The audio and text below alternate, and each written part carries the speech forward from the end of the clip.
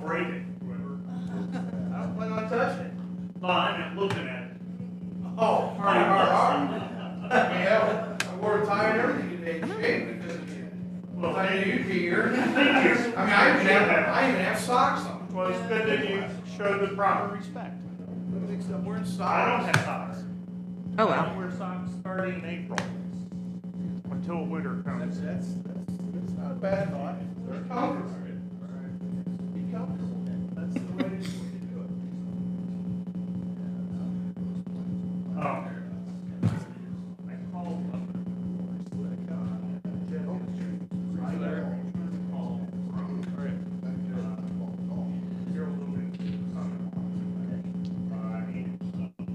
I said it would help the process along. We could move it quicker if we need to quicker. I took Eric's idea on when they do the demo, pulling his stuff out of the building so that they can access it. And he said he'd do it. No problem. There's a hole in the back now. Yes, I know. Being 3 feet tall and 2 feet wide, according to your illustrious. And there's a 2x4. Just looks like it's holding the rest of the building. I mean, it just. Well, that's it. Pull that out. You know, and It's they a house of cards. they did it as a typical contract, you know, that for no, which is a compliment actually. But there's too much time in there to do it. How fit within 60 days of the building. That's it. You know, if you don't want to, if you want to have just to scrape everything up, that once the whole building falls. And so he said he worked with us on it. Hopefully this sewer water project is going to be shared after downtown fair, BCD fair. If I don't, well, and I'd like to get done. I like that. On that site. Get done for the state. The fakeness. No. They started, you know, they Makes you chuckle a little. I know. I think you need that right now. They're almost done. Yeah.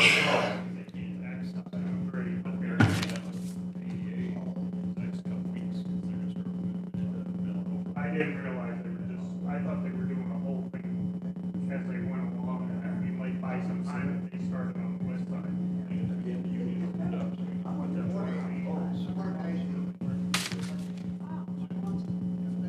Obviously, that's a fair route. It really needs to be opened up for. I agree. You preach to the choir, I just don't have it. Skip all this stuff, this environmental stuff that's gonna take 30 days, 60 days, just say, no, we're gonna buy it. We don't know. Well, I think that they will. I talked to him either Thursday, I think it was Friday that I talked to him, and he was leaving on the weekend and gone for this week. So you know, he knows that I'm going to talk to him as soon as we get back. And I think we've got Jeff moving off of the Schneid as well. We just ran into Judy on the way here. Oh, God. She says. I don't know her, and I haven't had to know her. I said my words at the She beginning. had a list of people she was mad at. Well, because she hasn't met me yet, I'll probably be on the list as soon as she tries to come with that. No. Should we give her your name? I'm gonna send you over, I'm gonna send her over your office. You know, you need. You know what, here's the thing, I regret that. You regret that. Because you're gonna be practicing law here a hell of a lot longer than I am. I can make your life miserable. Oh, I think you can kick that. I think you would. No thanks. No. Jim, you wouldn't. You wouldn't. No, No, I know. I know. Walking the streets, man. True homeless person. Walking there. He's from Pack, oh, Super Jim. Oh, we have another now. Oh, lining it. You hear yet from, Hey, Susan. Hi, how are you? How are you? Good. Graduate nowadays, don't Yep, she's heading to Ball State. Yep. Yeah. But I have a little one to keep me busy, so. Way I give it a little makes for Tom, wanted to separate out from Turn them in some way. What are you thinking? You got it set up pretty good. it. So I ended up on the corporate side, which put me on the ball side. We gotta work that. He is a good guy. But just talks to me through the years. He's a good guy, straight shooter.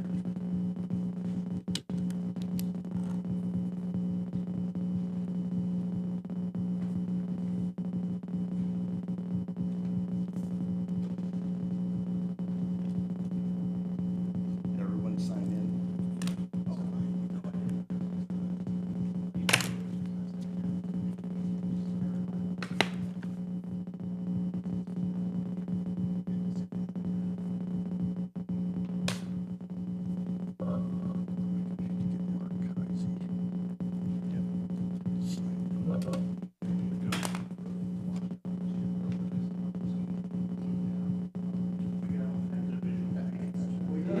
Well, I guess, pictures are trouble, tell a story. It's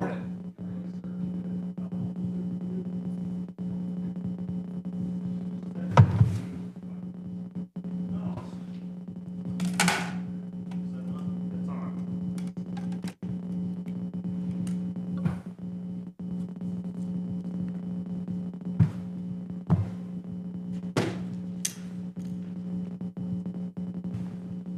All right, Susan, crank us back up. She's Okay. on it. As you guys are speaking, you either need to speak at the podium with the microphone or sit in one of these chairs with the microphone so that the live feed gets it. And hit the button so the green light's on. Correct. We are public and on camera, just so you know. And don't rustle your paper. Don't rustle your papers. Anything else, Susan? I'll watch. Oh,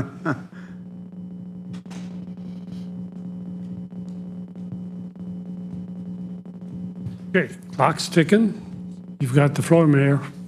Okay, well, good morning, and thank you for the opportunity to come over and talk to you today. And I'll tell you, I'm going to keep it short because as I look here, we got half the city staff with us, and I want to get them back to work. So some of you know what I'm here for today, but actually I had four things I want to mention. Two we're going to hit just at the start here real quick.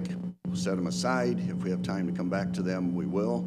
And so that we have plenty of time on the primary subject. The first thing would be to talk about the lights around the courthouse square, on the courthouse square. And this is in reference to Commissioner Hartman approached me a week or so ago and was inquiring about those lights, and they need refurbished. Two things. One is you do own the lights. The county owns those lights on the courthouse square. And then if you wish to refurbish them, you may do so. That answers that question. It took a little research to find out. I think those were put up a number of years ago. It's like, who actually owns these things? So that being that, the second thing is then, it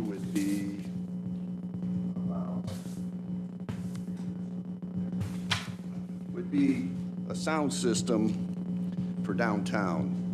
And what I just passed out to you is a photo of a type of a sound device we could incorporate into. As you know, with the downtown beautification project, we're removing the old Cobra headlights that are on the streets and replacing them with the decorative lights, but also then so that there are no overhead wires running around downtown. We're eliminating as many of those as possible. Well, that has our speaker system, a speaker. I'm not even laying claim to who owns it, but there's a wire and some bullhorn, 40-year-old speakers hanging around.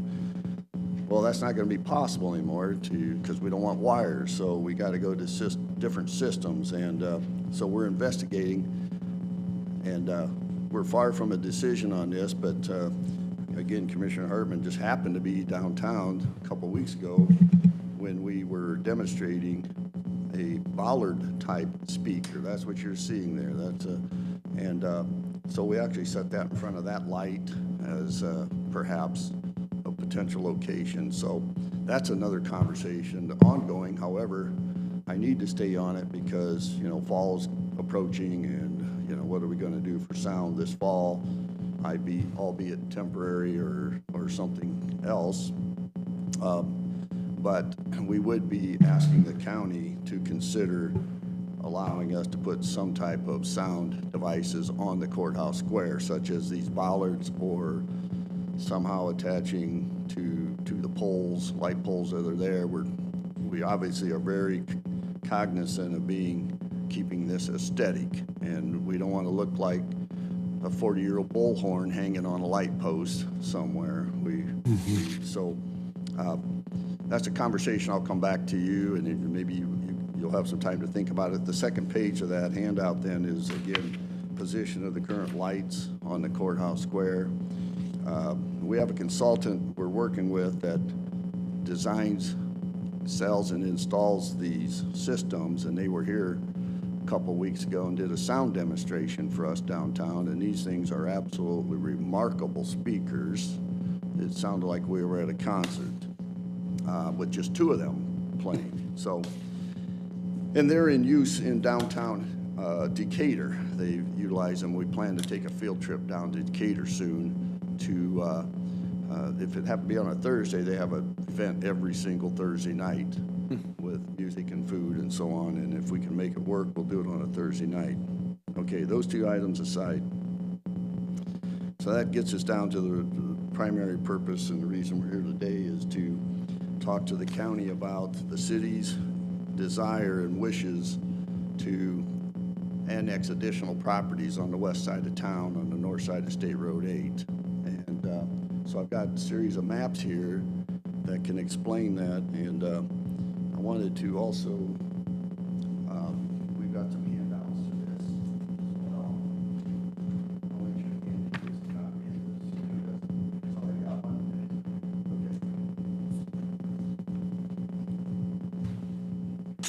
See if that makes it all the way around. It should. So what you're getting is really just 8.5 by 11 copies of what I have on these poster boards here.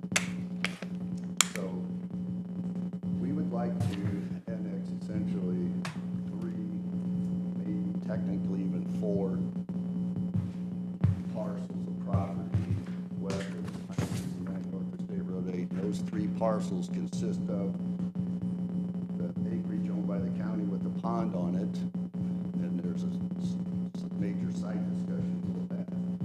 Then approximately 77-acre parcel owned by now Parkview Health, and then 55 acres that was recently transferred to Mr. Keith Dietrich. And so I can tell you that represented today by Mr. Heisey, he doesn't intend to speak. He just knew we were coming to present today. Now, both of those property owners are both in agreement to the annexation, would sign a voluntary annexation petition. So also I believe in your packet, the last page of that packet is an actual annexation petition that we're provided to all the 3 parties, and I'll get to the process here in a second. But so that's what we're looking at, and, which includes the right-of-way of I-69 and such. This whole area here represents approximately 213 total acres. Now, if I refer to the next I wanted to show what the county owns in this area. So obviously the piece of pond is 7 acres. Powder Drive roadway parcels. Here, show the parcels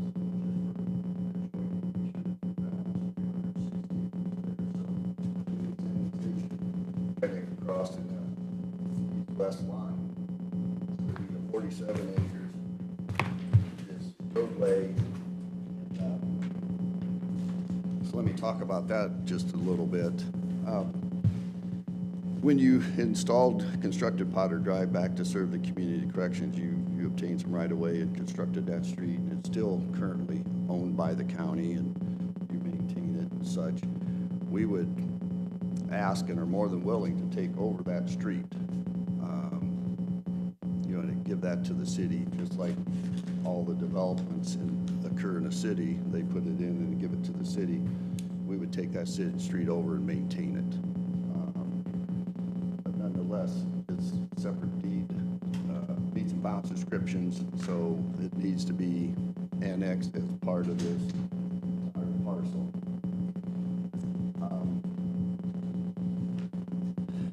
Then I would move to this other over here, and this shows the current zoning of parcels out here. Barry, will you turn your mic on to see if It is will- on.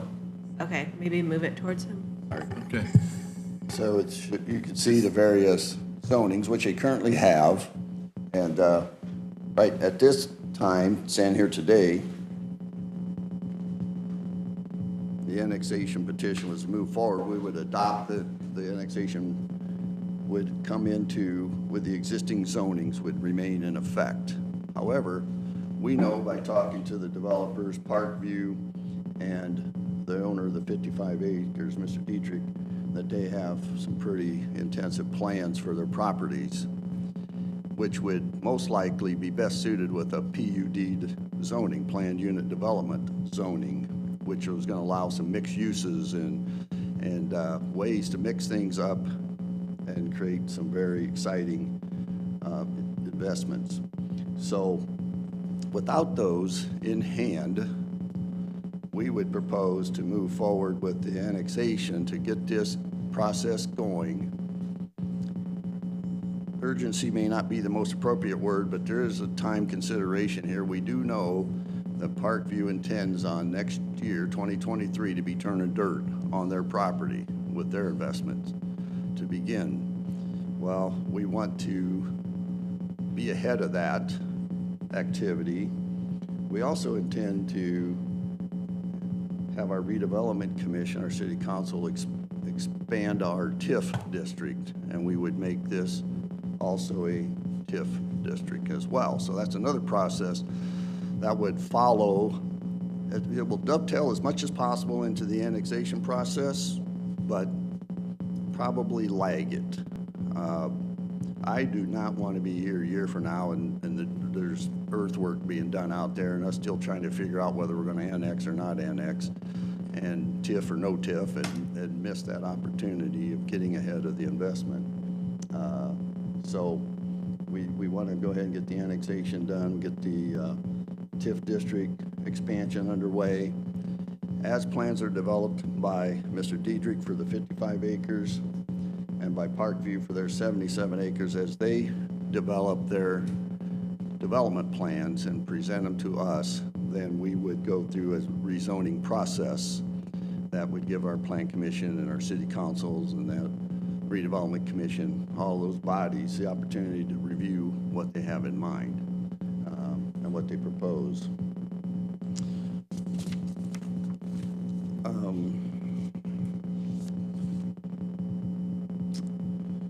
Really brings me down to my last point that I wish to ask the county about, and that is the 47 acres with the pond on it. I'm here to publicly ask that the city is very interested in that property and would like the consideration for the city to acquire it for a park purpose, to add it into our city park system. And so if that's doable in some way or another, we would greatly appreciate that opportunity. What we see, we've had months and months, probably bordering on year and years of discussion now, a couple of years with the discussion of the development on what was the Lions property and the Brooks property, now Dietrich and Parkview. And we know, we cannot share, but we know that there's some very intense investment and development is going to happen on both of those parcels. With that vision, we see that this property here, the 47 acres, utilized for a park is very valuable, one, to the community, but two, as valuable to this overall west side out here and setting the image, setting the amenities that these developments will utilize and enjoy.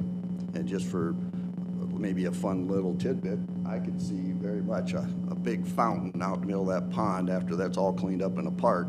So when you're passing by, you know there's something exciting going on out there. It's not just a weed-covered pond. It's as much as you see when you drive down 69, you go by DuPont, you see a pond there and you see a fountain. You can't see the pond, you see the fountain spewing water. This pond is visible from 69, it's visible from State Road 8. So, we could see potentially something like that really is going to set the tone for what would be adjacent to it and surrounding it. And just, we see it could be one of our premier passive usage parks in our community. So I don't know what that process would take. I don't know, this is maybe the first you've heard this. I know it's the first you've heard it officially, a request for that property. But, and that's a transaction that had happened irregardless of the annexation and that. I would again stress, want to move forward with the annexation and get that process. But also would hope we could have some conversation about the ownership of that.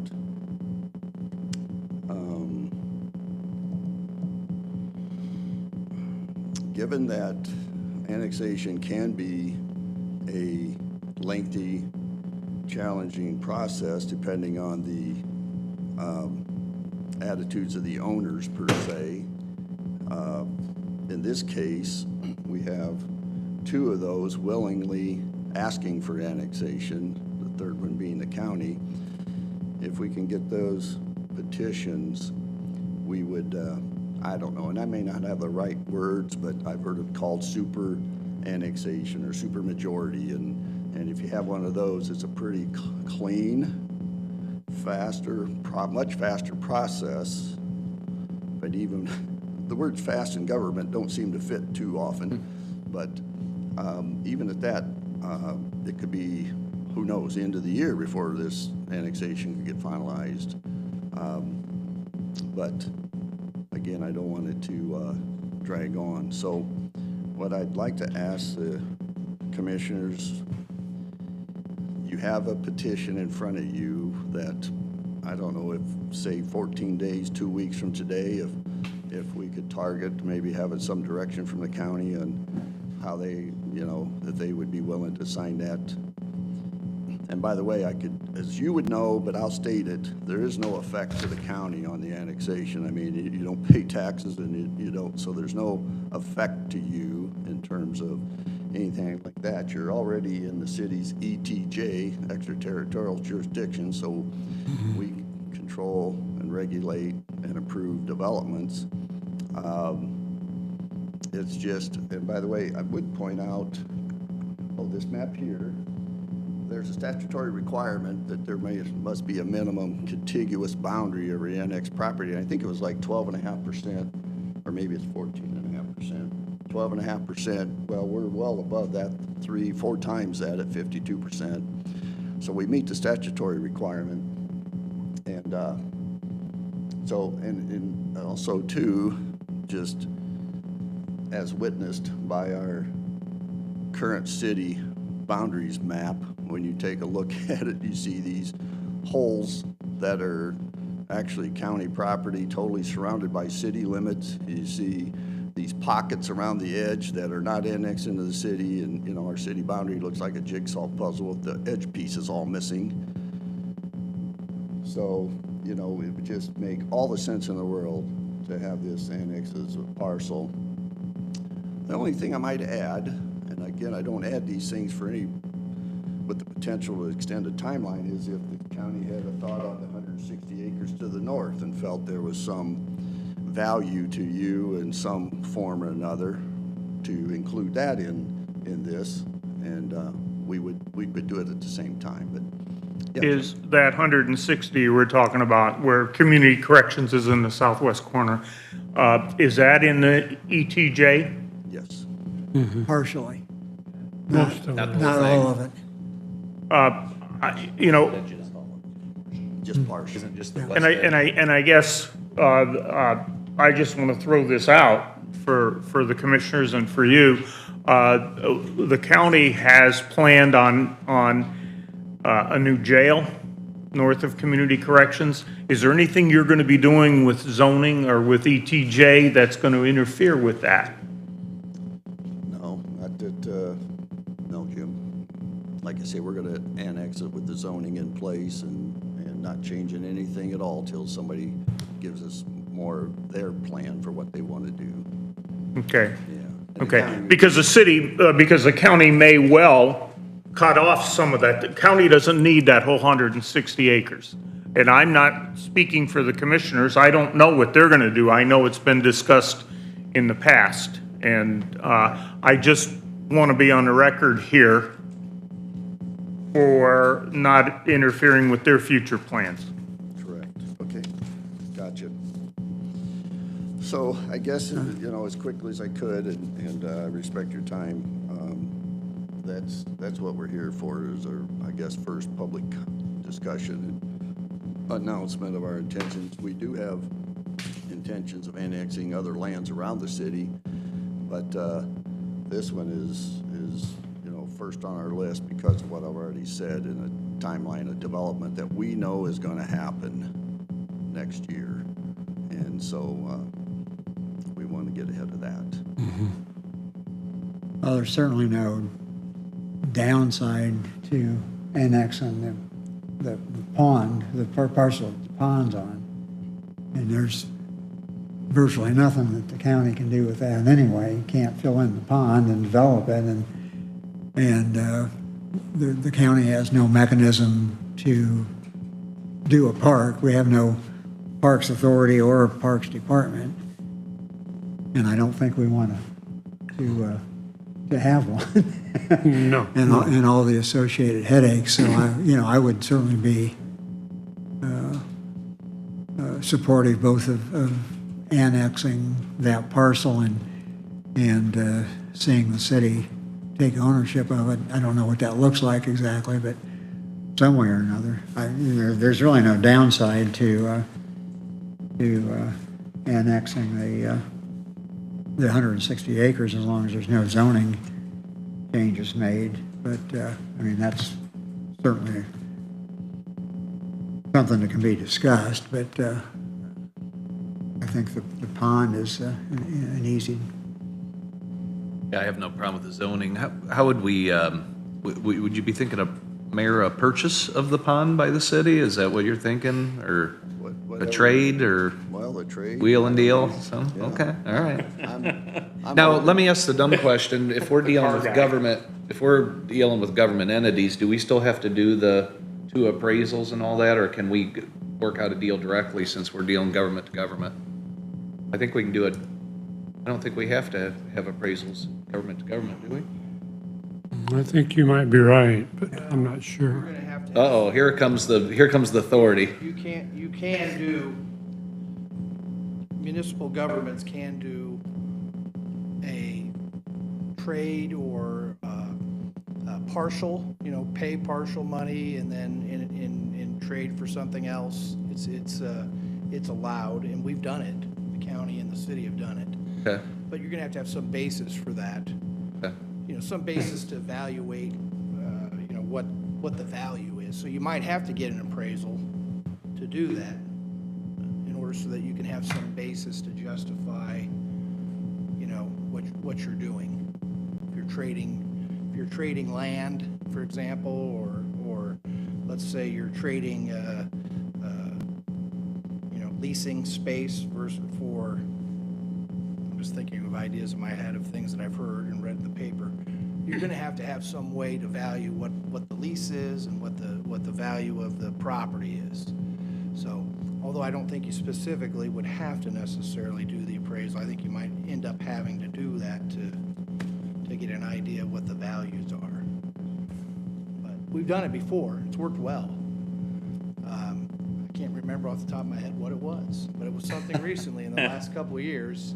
I agree, and I can't remember either. And it worked out But- very, but worked I'm out older very than well you. for us in doing that. It might have been with the railroad bridge, maybe we had some kind of a deal like that, but I know we've done it. So hopefully that would be something that could be done. Okay. Thank you. I can't think of a trade that would fit this scenario offhand anyway. I can think of a need for the cash. I've kind of Figure out sensed where that. to put the cash. Yeah. If we had the cash, I already have something in mind actually for the cash, so. I'd like to work something out with the city though on the pond. Yeah, I because mean, you've been great partners with us. You've put out your hand initially. You wanted to meet with us. And I just think this would be a great, we need to work a deal out. It's just what is the question? So throw us an offer, I guess. Discounted rate of And you know, I'm 50,000 an speaking- acre. I'm speaking- Yeah, 50 grand an acre sound right? I mean, there's already a pond there. You know what it costs to dig a pond? Is that too cheap? I'm sorry. And this is speaking from a visionary perspective more than, you know, I don't have a check here to write today or anything like that, but, and we would also then have to figure out how we funded that per se. Right. But, you know, it all starts somewhere, right? So Right. this is a conversation, I'm hearing positive things here today, which is awesome, which I was very hopeful to hear. And again, it seems like, and you guys are all, I mean, you've lived this, you know, situation too many times.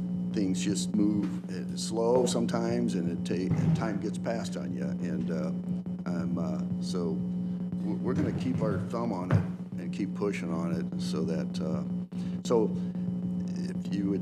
if you think you might have, I could return in a couple weeks, or maybe just send a letter if you want to just do that in terms of approving the annexation, so that now there's logistics behind the scenes here we need to work out, and there's statutory timeline that goes with annexation and city council public hearings and fiscal plans and resolutions and such. That what we would do is collect the 3 petitions, have them, but maybe signed but not dated, so that at the appropriate time when it's strategically fit into a process, because it's a city council process and public hearing process, public notice, that we would, and we have to do a fiscal plan, so we have to have time to do the fiscal plan. We would file it so that we were prepared to move it right through the system legally and properly once the petitions were filed. So what I'm saying is we might have them in hand and just say, okay, if we put a date on these now, we can start the process, make the formal filing, start the process, and a timeline is then rolling. But we have work on our end to do the fiscal plan, the resolution, and such that we need to fit into that timeline. So the sooner we would know your intentions, then we can start working that on our end too. I'd have no problem with annexation. And I think we should, my suggestion would be that we agree to allow it to be annexed, enter the agreement. And then my suggestion to you would be to throw us a number on what you think the pond's worth. I'm just, get this ball Start rolling. somewhere, right? Yeah, start somewhere. Okay. Yeah, All right. that would be my suggestion, but President, you tell. Yeah, I agree. I think that is pretty much a consensus. Mike? Yeah, I agree. I would, in fact, I'll make a motion that we approve the signing the petition for annexation. I'd second that. A motion and a second? Jim has a comment? Well, not that I don't trust you. I know you tell the truth all the time, but circumstances sometimes change. And I'd like to talk to Eric at some point before the resolution is final, knowing that the county can be protected on what we want to do with that 160 acres and make that contingent on our signing the petition. I did not include the 160 acres in the motion. That's just the 47 acres for the pond is my motion. Oh, okay. That's Yeah. fine then. I apologize, I missed that beginning part of it. Okay, so it's just one parcel that is annexing, or three? Yes. Well, when it comes to you folks, when we have to create the meets and bounds descriptions, you're Okay. gonna have, way, 47, you've got the .7, you got a 1.5 and a 3.8, so. Right. Meets and bounds descriptions, but it will include 4 parcels, I guess you'd say. Yeah. I will amend my motion to include the 3 parcels encompassing Potter Drive. Right.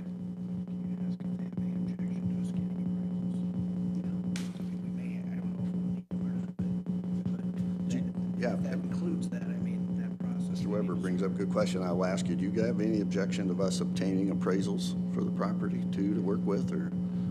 Obtain what? Appraisals. Appraisals. Oh, Have at it. Good idea. You spend your money, that's great. I hear that too. Okay, yeah, no objection. Absolutely. okay, Go for it. great.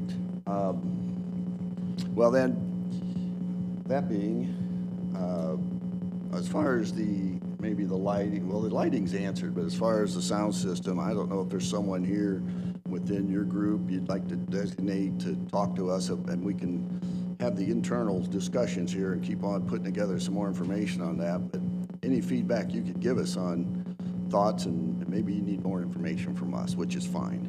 Okay, 1 second. We have I to needed a vote. vote on that last. Right. We have a motion and We a have a second. motion and a second. Are there any additional comments or questions from the public or anyone else? Hearing none, all those in favor signify by saying aye. Aye. Aye. Opposed, the same. Motion carries. Thank you, Susan. Thank you. Well, that's Oh. awesome. Sorry. I was not expecting that, but greatly appreciate it, knowing what your stance is, and we'll be working on our end to get ready to go, and we'll keep you tuned in where we're at in the process. Okay. But it will start with our city council with a resolution and an ordinance and a public hearing and a public notice, and then there's 2 readings of that to our city council, so that, depending on what meeting it's at, it could spill over into another month. So yeah, there starts the timeline of dates, so, great. Okay, so anything then on, I'll just, again, if you have somebody that wants to represent or with us to talk about, or stay tuned in on the speakers, maybe it's Larry and/or one of you all. Yeah, Larry and I can address that. Larry and I has had a conversation about this. And we're looking at the curb at the wall in general and how that might need to be replaced at some point, and this might be the time to replace it. And so the question is, because that wall is attached to an apron that comes out about 2 foot in front of it. It's all one piece. And then you look at the sidewalk, and then you look at the curb, and like Larry and I said, well, where do you start and where do you stop? Obviously, the wall is on, I think, county property, curb and sidewalk, I think, is city.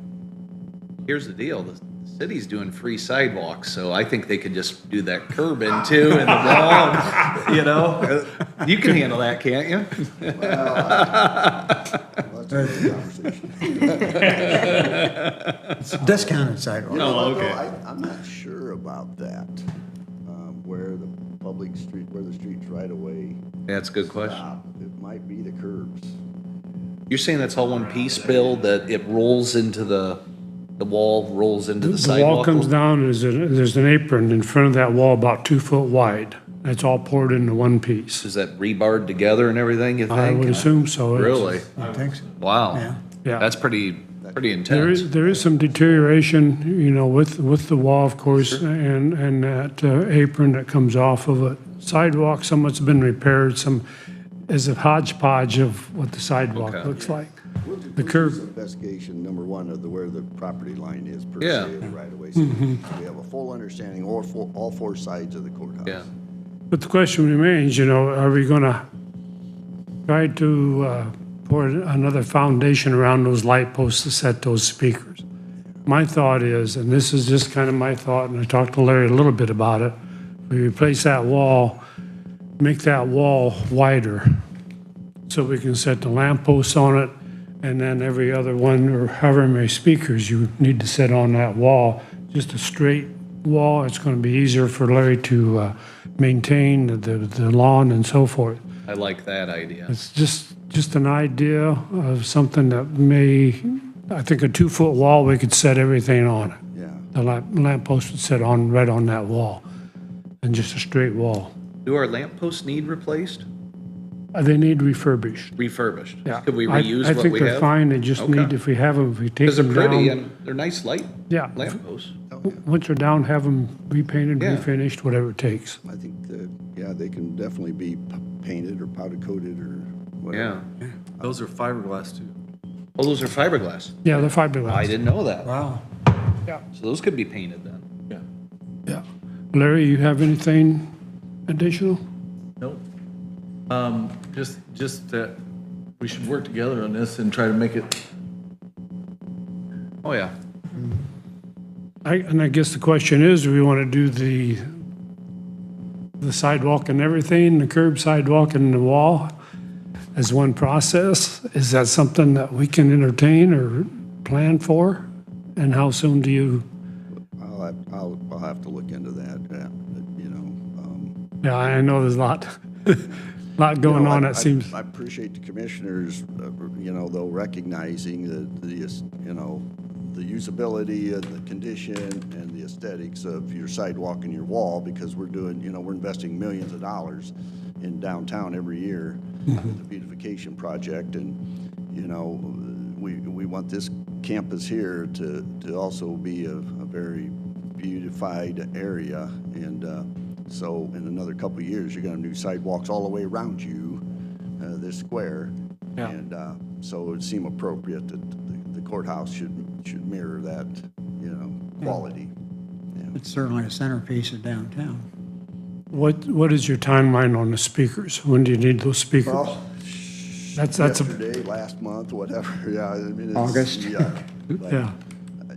So we got to figure out a contingency plan for this season, for this, you know, fall with the festival and the fair, whether, I don't know what our options are going to be, maybe temporary systems of some sort. But, you know, the sound is a valuable piece that we need downtown during events for announcements and public address, and particularly storm warnings or something happens and you got to notify large crowds, you know, of what they're supposed to do or be aware of. And so we're concerned about having a, you know, the sound system.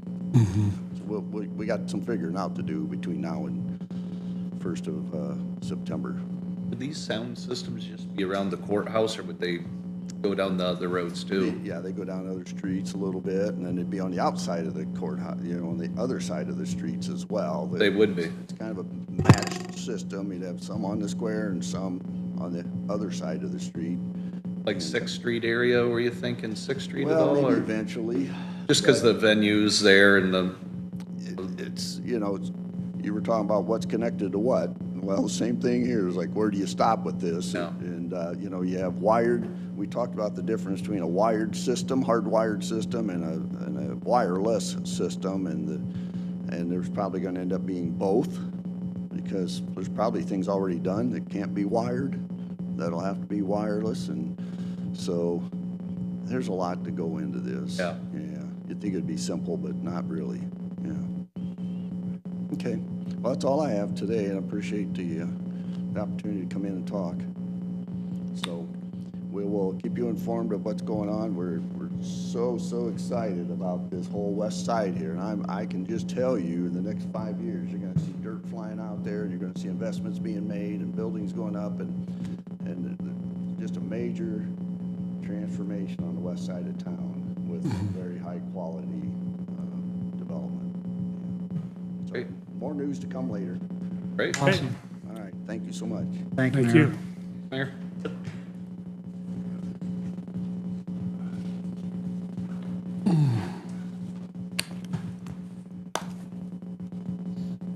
Okay, thanks, Larry. Hey, Larry. Good one. let's move on to travel. Maybe. Travel. Travel.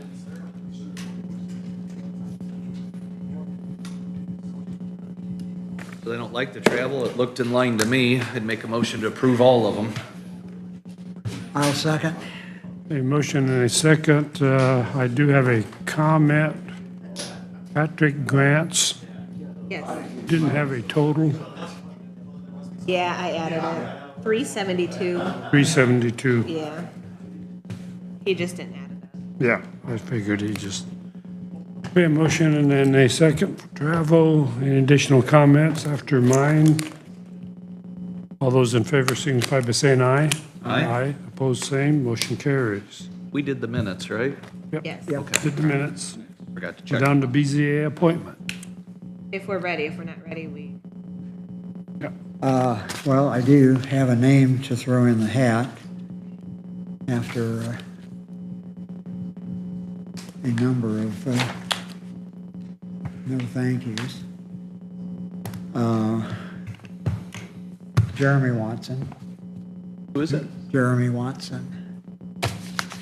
Oh, your son. My son. It's like, well, I was like, Watson. I only know a couple Has, Watsons. has agreed to accept the appointment if we want to give it to him. He's 38, president of Tri-State Retirement Solutions, president of the Masons Village Homeowners Association, so he has some experience in property decisions and so forth. So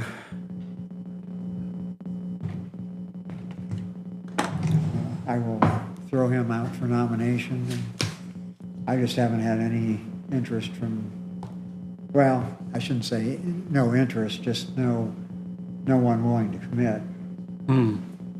Is this the position that we moved the gentleman from? Yeah. Okay. Mr. Barfus. Yeah, okay.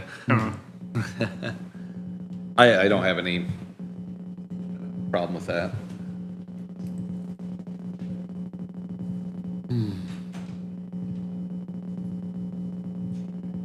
There's no conflict with that, is there, Jim?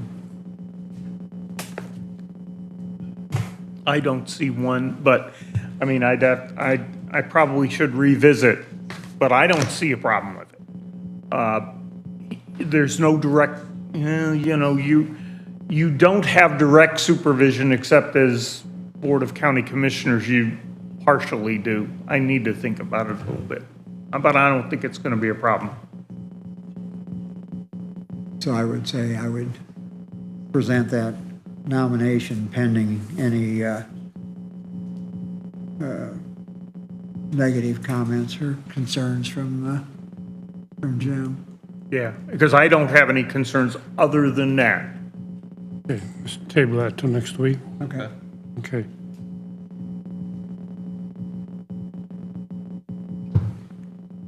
Okay. Horse-drawn buggy ordinance. I have yet to receive the first comment. I've got what you emailed. I had a interesting phone call last week from a gentleman in LaGrange County, well connected in the county. He's not on the council or the commissioner, but he's very informed, put it that way. And he says, he's telling me a little bit about the number of carriages they have in LaGrange County. They have 7,500. Yeah, we have a lot. 7,000 are registered. Really? I think $125 a piece. Do the math. 2 years ago, they did repair and reclamation on their roads up there. The material cost was $550,000. Wow. Now, I don't know how often that has to take place, but it'd take a lot of buggies, a lot of years to pay for that. That didn't include the labor. Sure. He's saying, and we had another suggestion from another gentleman of quite a considerably higher fee for these licenses, up to $1,000 even. So it's something that we Yeah, need. the one that LaGrange has gone to now is less than half of what you all had proposed, but I talked to their attorney, Kirk, I forget his last name, I'm sorry. They are getting ready to do a redo on their ordinance. And my guess is part of it will be increasing the annual fee. Yeah. This gentleman is very adamant about the fact that they were way undercharging, that they were catering or what, he didn't really know why, that they hadn't really established a fee that would take care of the damage. And he advised it very strongly. We do it up front, a fee that will take care of any damage that's coming up down the road. I got a question. Go ahead, Mike. You had a thought. Go ahead. Well, I was just gonna say, part of the consideration or part of what we have to work into this whole scenario is where that sweet spot is on the fees, because if we're way up here, then you've got compliance problems. Because unless your penalties are substantially higher than the fees, you roll the dice and don't worry about it unless you get caught. On the other hand, we've got to accommodate the revenue to offset the damage so that we can take care of that on the road. So where that is, I don't know exactly, but I would think the penalty would need to match the fee. Probably. I have a question, though, on this whole thing. When we wrote the ORV ordinance, if you remember, we couldn't ask for additional licensing or registration that we charged for. That was a state law. So why is it different for buggies versus ORVs? It's just different. They do allow for it, the state does, obviously, since the ORV doesn't apply to buggies. it doesn't apply. Right. So what if you want to walk down a road? I mean, do you need a permit to walk down a road? I mean, where does it end? And I'm not saying we shouldn't do this, don't get me wrong. I'm just trying to make sure we yes, if you're wearing steel-soled shoes, yeah, I mean, you seriously. probably have to. Seriously, though. Another point this gentleman brought up, there are two different types of horseshoes. Well, there's an aggressive and a not so aggressive. Right. The Amish do not opt to use the non-aggressive shoes. They will they're use the all- aggressive shoes. Like And running studded snow tires. Yeah. Well, it pounds the crap out of the roads. It puts a big V Oh, right yeah. in them. Yeah. You go down Cuba Road or the road that goes to Grable from Leo Yeah. and off to the side. I mean, it wedges almost like a river. Yeah. When it rains, that's like a little river there. It's Yeah. so I think something needs to be done. It's what's the fee and what's the Right. Right. I think it takes some additional thought and Well, definitely, but I think at a minimum, we're in the ballpark with your 225 suggestion. Yeah, Maybe that's not quite high enough. I don't think so I either. don't- I'm thinking I 500. can't see 1,000. No. 500's a lot. I don't know. Well, and then the other consideration for that too is almost all of the Amish folks have more than one horse-drawn vehicle. So do we want to set it at a point where they're going to be more inclined to pay the registration on all of their vehicles, or so high that you're only going to do one and move the plate? I mean, there's a lot of considerations. Another point this gentleman brought up was a horse-drawn buggy causes more damage than an automobile, I could believe that. by far. Yeah. The automobile pays many more times the taxes. Oh, yeah, well, license plate, fuel tax, because that's how our roads are Excise funded, is the tax. fuel tax Yeah. and excise tax, and they're paying none of it yet doing damage. So I agree with that. I think 500, that's a lot of cash, in my opinion, for that, but I'm open to suggestion. I would be. But okay 100 or with- 2 is too low. Right, way too low. 250, 300 is kind of where I'm landing, but that's just getting That's more something we emotional than, need to hash out and think Yeah. about and yeah. move forward on that. But I agree with you, Bill, the penalty probably needs to be as much as the registration at least, or they'll just run until they get caught. Yeah. And then just, if the penalty's light, well, we'll just pay the penalty every time we get caught. You know? You know, that could be more than Yeah. 500 a year, though. Yeah, They're caught more than one each time they're caught, yeah. you know. And there's a proposal for regional deputies in the county. And so that would put a deputy in the location where he could monitor that. Forcing it. Yeah, and I mean, that's, enforcement's got to be a component of how we figure Right, this too, right. because there's no sense in doing an ordinance if we can't enforce it, so. But that would help with Yeah, that, yeah. enforcing that ordinance, so. Yeah. Okay. Does Allen County have one? Okay, Their fees are only $50 or something. Okay. They're way, way undervalued, or underpriced. because that would be Leo, Grable, and they Grable, get a, Harlan. Harlan, they get a Yeah. ton of damage on those Oh, yeah, roads. yeah. So, Yeah, I okay. grew up out in that area. Okay. All right. But we just keep working on that, Jim. What's that now? We'll keep working on that and. That's, hey, We're not- you set the deadlines, not me. Yeah, it's not a big rush or hurry or anything like that, but we just need to keep mulling it over and Yeah, come up with better something to, that works. better to hit the right spot out of the box than, Yeah, yeah. it's not like we got a ton of them, but it seems like they're. Well, we're getting more on the getting more. southeast side of the county. Well, this My is, Quite a understanding is, few. yeah, land, We price of need- land is less up here than Allen County. yeah, we need to get ahead of the Yeah. curve though, and stay ahead of it too. Okay. Ben. Oh, he's got a,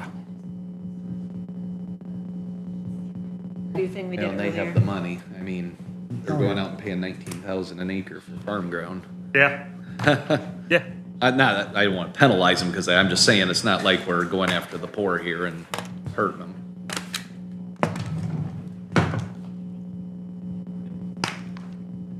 You guys saw the copies of the transfers I'm doing? Yes. Or you- Yep. Any questions on them? No. I don't understand what it means anyways, just do it. Say, I just have to do it, so.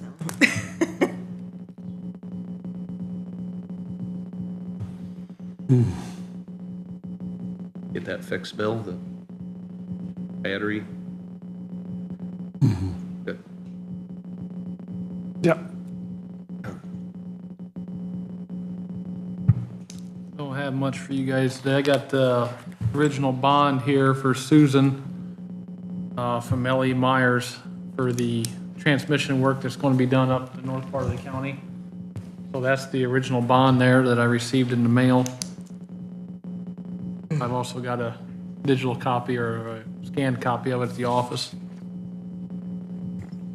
It was for $1 million, wasn't it? Yeah. Yeah. Cool. Hopefully we don't need to use it, but if we do, we got it. And then I got an invoice the other day from Kaufman Well Drilling for the pump test at the new highway property. He's charging $150 for that, for the test that was done. I brought that invoice up for you guys. Not sure how that was, wanted to be paid or was going to be paid. Did you get results of the test? Susan wants Yeah, it. I sent to Elevitus and Bill was copied in it. The pump's actually, for what it is, was pumping pretty good for the size of the well and the pump. I mean, I think it was a little bit over standard, I think. So, but whether that's gonna work for what we need, that's for fire suppression and all that, I don't know that. Okay. But as far as the well, he said, he's replaced the bladder tank, but the well, as far as he knows, unless Henderson done something without Kaufman knowing that the well, as far as he knew, is original. So, it's a 20-gallon pump. It was pumping 22 gallons, How deep is that well? 60 foot. Oh, pretty shallow then. Yeah, and the water rise is probably going to have to push the water maybe 10 feet. So I'm saying the deeper you go, really the stronger pump you need just for It head depends on pressure, what the don't you? water rise is in the well. Yeah, Yeah, my well's 200 foot deep. The water comes up to 65 foot. Oh, really? Yeah, Okay. it's the hydraulic So pressure. that's what I'm saying, yeah, we do that total lift, yeah. Given that location and that depth of well, it probably didn't have to push it very far. And that's why it's putting out it's probably rated 20 gallons at maybe 100-foot rise. Yeah, or yeah. Something like that. Okay, It's considerably less than that, so it's actually putting out okay. more gallons. But anyway, whether that's sufficient or not, I guess, I don't know if they could answer that or not. Okay. We need to go to tank type toilets. And then we'll have to review the fire sprinkler system that operates on. You need to come up to a mic. What'd you say, what was the first part you said there? I missed it. Ryan Grog with Elevatus Yeah. Architecture. Yeah, I know you are. I was just, you started if you could repeat what you said back here, I didn't hear. We'll need to go to tank type toilets instead of flush valves because of the immediate need of the flush valve. And then we'll need to review our fire sprinkler system. But the fire sprinkler system operates off of an in-ground tank anyway for a certain period of time. So that's a separate system. We just need to make sure it fills. And then we wanted a water line for a truck fill. And if that's happening, it'll decrease the pressure for the rest of the project, but it shouldn't be a major issue. So there is a storage tank per se for this fire suppression that it can draw from immediately in case there's an issue, is that what you're saying? Yeah.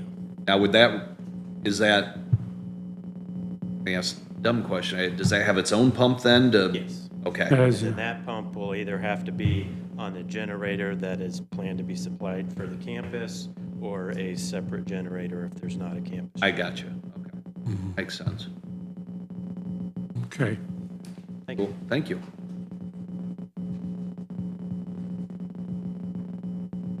What you got, Ben? The only other thing I got is we got I guess you can call it an issue with a contractor in the county that's boring fibers in. You're probably aware of it. It's on the drainage board. It will be here for you guys Thursdays through Everstream. And then they're heading up the project and they got Verita that's doing the work.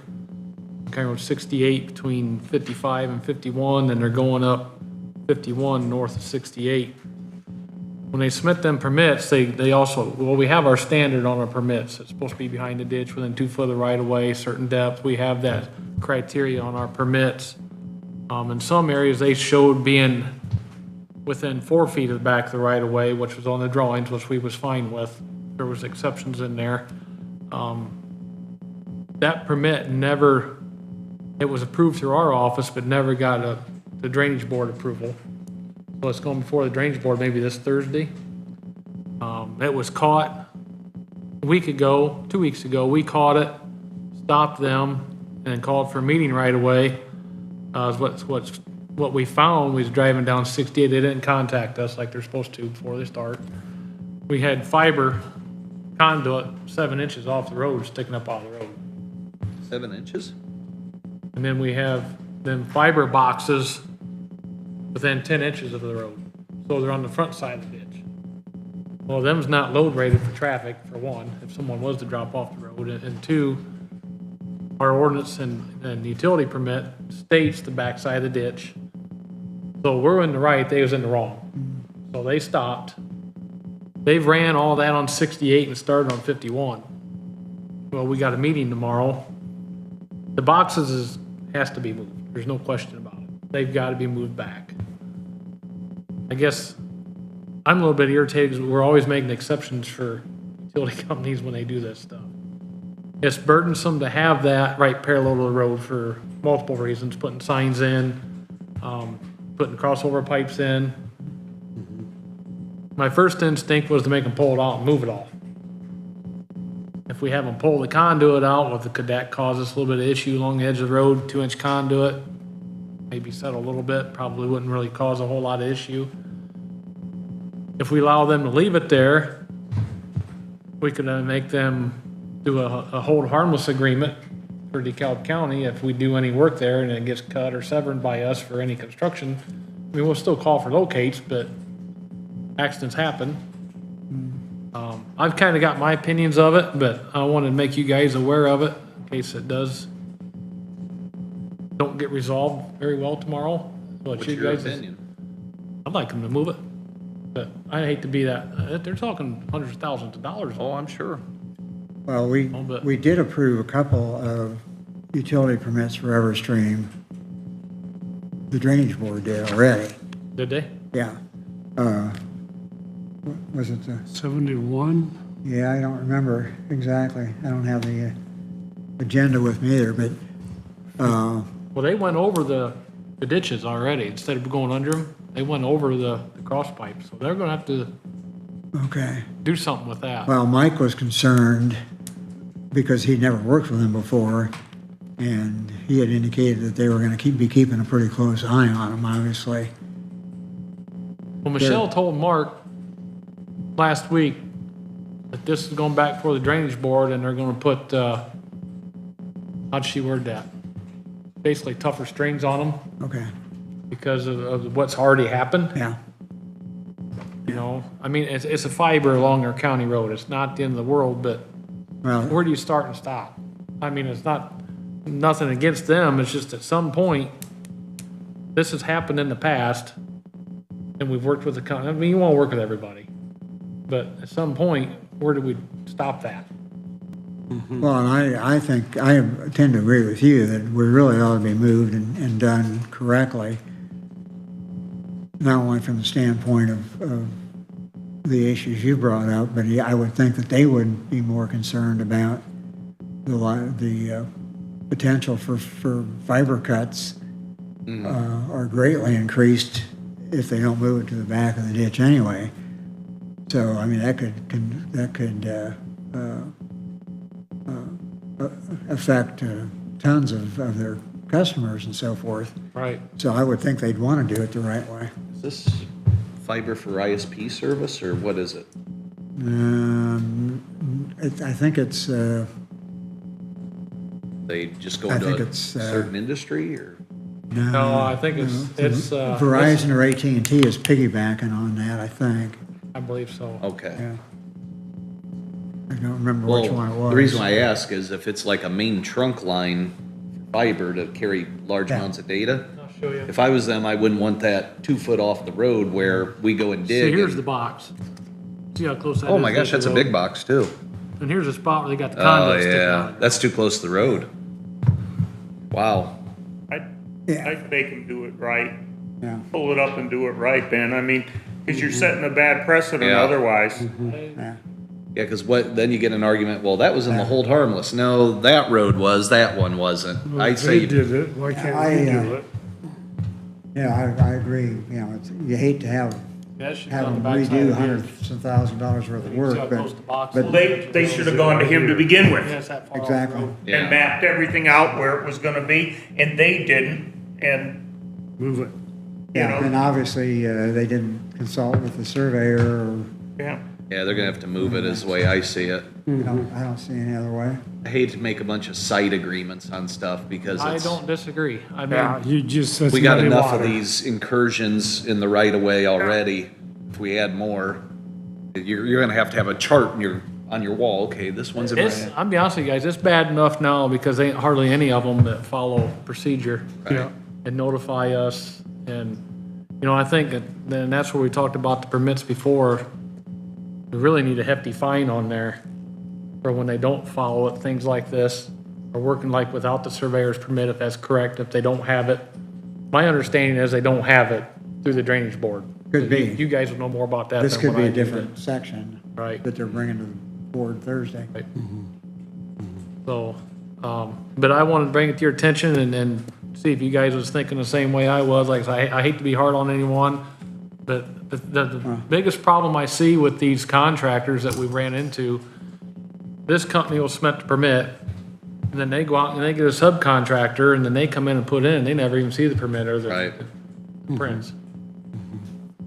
Because there wasn't one out here that this guy knew of, from my understanding, talking to Mark. And that happens in a lot of their cases. And I don't know what the fix is for it. Because once we approve it, Right. it's kind of, and that's why it says in there to contact us. They don't do it. So then they're out there working unless one of us drive by there, you don't see it. you know.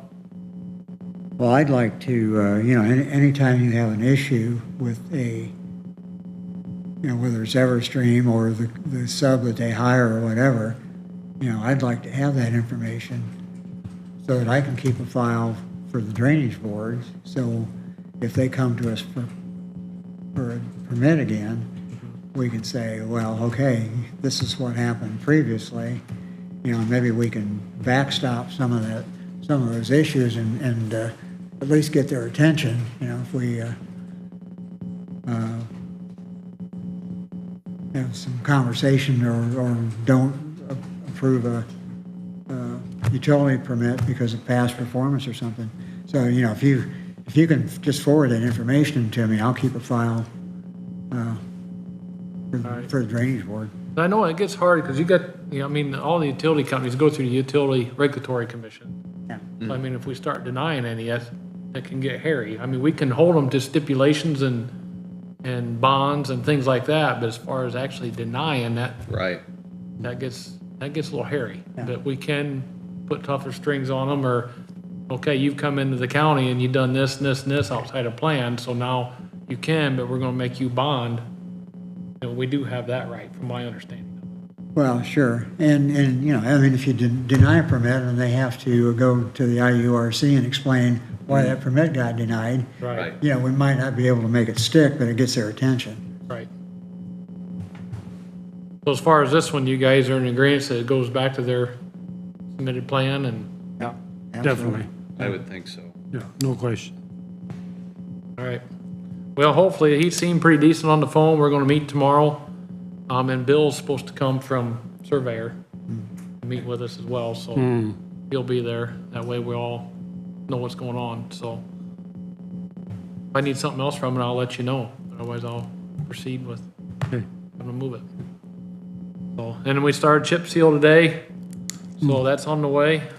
Fingers crossed, no breakdowns, oil comes and weather allows. Great. Other than that, I've got a lot of catching up to do. I had some days off. Yeah. So if you guys looking for something to do, I got some I'll share. Put me in a truck, baby. Yeah, I can do that. I can do that. Don't let me near one of those. And then I seen on my agenda with mine, there was an ordinance or something. That was the boring ordinance. I did Yes. not get that reviewed.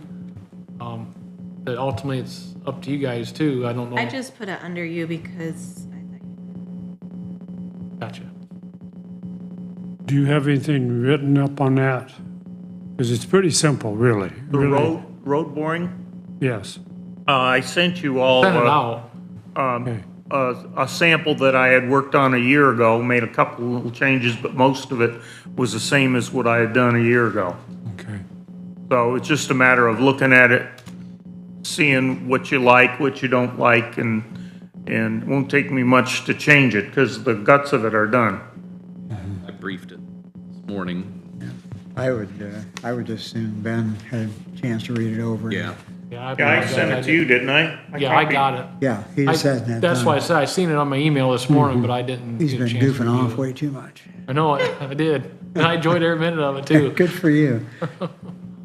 Yeah, if you got a chance to take a look at that and then just whatever thoughts you have on it, we can then proceed.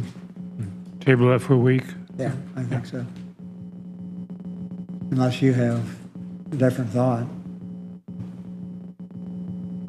I mean, there's the only two things that I saw that's necessary is the depth and the markings and signs on both sides of the road. And the That's, I fees mean, was in it. it's pretty simple, really. It's- I'm okay with moving ahead with it if you want to. And who's maintaining those markers? I know we've had that discussion in the past where you said these folks don't maintain their markers. It's up to They're them to supposed to. maintain them, right? Yeah, the highway department furnishes them. Yeah. That's part of the fee. Oh, what was the fee? I forget. Remember? I don't remember either, Bill. I didn't set a fee. Like So we provide them, but they $150 or gotta something. maintain them? Yeah, Provide the markers, but they have to maintain them? right, right. Then I gotta order some signs. I haven't ordered those yet. We went through this a while back, and then I had some signs drafted through my distributor and had some wording put on it. And we've looked at, I've got that, I'm sure I do, I can bring that back up. But it was brought before the board at that time. But I don't remember the verbiage right off the top of my head. Something about private utility below, Buried private utility, you know, right. no number to call or nothing because there's really no one to locate it. Right. It's just Right. a warning that, and it's supposed to be on both sides of the road. And then the homeowner, what I remember, the old one that we talked about, the homeowner was supposed to be liable for maintaining that. Keeping it mowed around, trimmed, and post up and sign up. And then if that sign got destroyed or come up missing, then they could purchase another one from the highway department. 'Cause we had a standardized sign that we wanted to keep with. Yeah. That way they was all over the county. Is the sign high enough that it's above the weeds too? There was a Weeds grow? minimum at 48 inches or something at Okay. the bottom of the sign, something All like right. that. At least the one I remembered, I'm recalling from before. I have not read this one that Jim, Okay. I might have, it's the same one, but I haven't read it recently. Okay. So if all that's in there, I mean, I was okay with what we had before. I'd like to read it again before voting on it. Okay, Table it till next week. I'll be ready to vote next week, though. that would be awesome. Next week. Bear with me, either way. Okay. Anything else, Ben? I don't have anything for you guys. I had a quick thing for Susan, just for my budget coming up. We can get together on the Cume Bridge, Cume Cap numbers. From you then. I'm sorry. I know I asked her, I went through my text messages, and I knew you got busy, but just when you can. I'm gonna try to budget for, just so you guys know, Bridge 9, we're gonna hopefully be bidding out in August, maybe first September. I do have all the permits back now for it. And it's probably gonna be a little bit of, I wanna go ahead and bid it. That way the contractor gets on board. We know it's scheduled, we know it's coming. They'll probably come in and do the tree removal this fall, because the bat roosting season's until October. And then probably be construction first this spring. That way they, hopefully with doing that, we'll get a good number on it. I'm just concerned with doing it for winter work, how soon they get started. I hate to have that corridor closed all winter and no work going on. So I'll do a little bit more consulting with USI on that and see what their thoughts are on that. But if it's gonna be a lot of closure with no work, I just kind of assume if the bridge is sufficient and safe to wait till spring. If not, we could go ahead and close it and then do what we could, and then people have to detour. I hate to have a road closed with no progress for that long. Because it's going to already be a several month closure for the replacement, for the tear out and then replacement. And then I'm going to try to budget, depending on what me and Susan come up with, numbers wise, to the rehab of 57 for next year, and then the possible replacement of 132. 132 right now, just without going into engineering and verifying the watershed, right now it's potentially looking like we can eliminate that bridge for a small structure. Really? Because it's being fed, basically it comes under 72 with a small structure, makes a loop and goes back to a bridge, but there's one other small ditch that comes into it, but it just goes north a little bit and dead ends. There's not much, I don't understand why 150 feet from each other, one's a small structure and one's a bridge on the same ditch. So if it can be eliminated, we're gonna hopefully eliminate it and have a small structure versus a bridge. Quite a bit of savings, right? It would be, yes. It would be the one less bridge on our bridge inventory and inspections and maintenance. A lot cheaper to replace. It wouldn't necessarily have to be engineered anymore. Be nice. But we got to kind of go through the initial engineer to make sure that it's okay to be eliminated. And that's all I have for you guys, unless you guys got anything else for me. About Mr. Yeah, Mink was in. Is he still here? you talked to Ben. Oh, you talked to Ben already? Okay, Yeah, about we a got- washout. on the. Yeah, on 56, where that road was resurfaced, there's some areas that, a lot of our county roads has got substantial crown in it. Okay, so when we go through and do a lot of these overlays, a lot of times we get a lot of build at the edges to get that to 2% crown or close to it. That one particular area with the monsoon rains we got last week, that washed the stone off that shoulder. Well, that's kind of a double-sided sword with doing overlays on the county roads, that you gotta go through and you gotta build that enough. The ditches are close enough, without filling them, you can't get a whole big shoulder on there, so you gotta make them tight. It can happen. But the money you save, because if we go in and do a full FDR on all these roads, we're talking a lot more money per mile. What's FDR? Full depth reconstruction. Where we go through and we grind it, we put a base in it, Oh, yeah. which is great. Keeps your elevations the same. When we go through and do overlay, we do elevate the roads more because they've had substantial crowns on them. 64 turned out beautiful. That road had a good crown on it already. You know, it just built up as 3 inches. Looks good. But some areas of the rural county roads, when we do that, it's not uncommon to see that in areas. You can handle the repair, though? Great. Yeah. Great. Okay, Good. that brings us then, I think, to the highway build situation. We already did that. Which we're kind of circling back to it, but Yeah, we need to circle back. One of you gentlemen want to explain that? we have no clue what we're doing. That's good. Actually, we had a good. Oh, go ahead. I'll do my part, and then we had a good discussion. We've went back and forth, guys, with council, and in a way, we've tried to do their job, and they've tried to do our job. In other words, we've tried to say, we're going to build it this way, but we want it paid for this way. And then in the past, like with community corrections, they had a lot of input on how that was built and why it should be built. And that shouldn't have, we're trying to stay in our lane, and we're trying to bring them a number. And Mike had the same suggestion, really, that I was trying to lay forward. I obviously didn't do a good job of it before, is here's the cost estimates. Just approve that, and then we'll decide how to do bot then. Or I don't want to hire a CMA and then find out that the numbers aren't even close to what the estimate was either way. So we want them to approve a certain amount, and then we want to go forward, okay? And we are considering bot at this point also now. Mike seems to think, and he's probably right, there might be some advantage there. If not, we're between bot and CMA now, just so you know. But we want to throw a number at them and say, here's the estimates, we think they're high. Just approve that, and then we're going to select a method to get this thing done. And we're trying to get this, we're trying to get some structure here that makes sense, I guess is what I'm saying. And I just like us to stay in our lane, though, and say, here's the need, council, you find a way to fund it now. Is that, you know what I'm saying? Yeah, and that's exactly right. Instead of saying, here's our need and here's how we want you to fund it. But that method will be determined somewhat by how the council decides to fund it, because a bot is a fiscal Right. payment method.